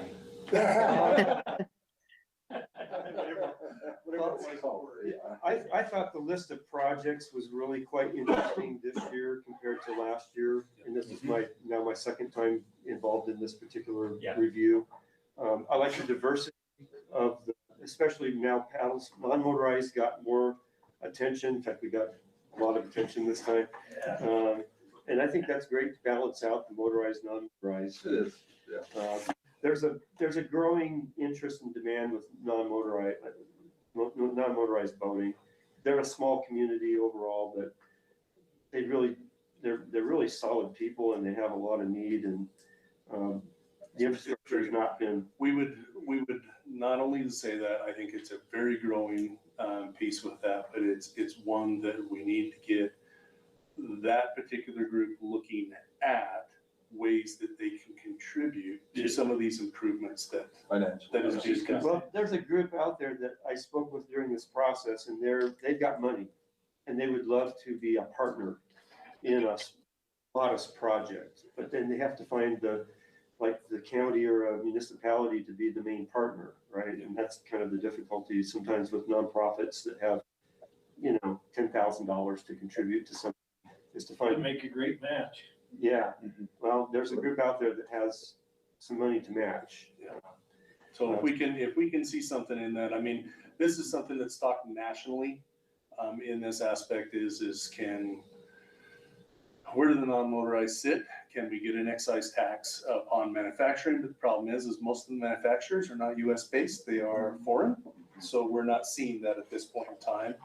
And so, Even with that, there's a huge lobby in the non-motorized community that does not want to see Correct. excise tax. Correct, they do not want to see this. It's there with that. So I think we've got to see a happy medium somewhere. I know the state of Oregon did and got some things passed. And I think state of Oregon tried, or they did, but then it's now repealed, if I remember with that. So it passed, it ran 1 year and it got revoked. Washington has tried some, state of Washington has tried some also. Brian, I'm watching your head nod because I'm trying to recall my memory. So Washington's had some stuff, but I don't think it's hit full with that. So kind of cool. But anyway, great job to y'all. Thanks. Are we adjourned?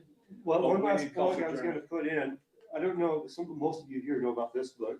This is at least a good kind of reference, the Utah Voting Guide. It's kind of an older publication, but it gives you a lot of great information about all the sites around Utah, if you're not familiar with them, right? So this is a good, I find It's these pretty a good thrift store all the Take time. it as it is because there is some incorrect numbers in there. Well, it's, things have changed. Chad made some mistakes. Yeah, but it's a good reference book to have on your shelf. It is a very good reference. So anyway, Great. I think we got a motion to adjourn.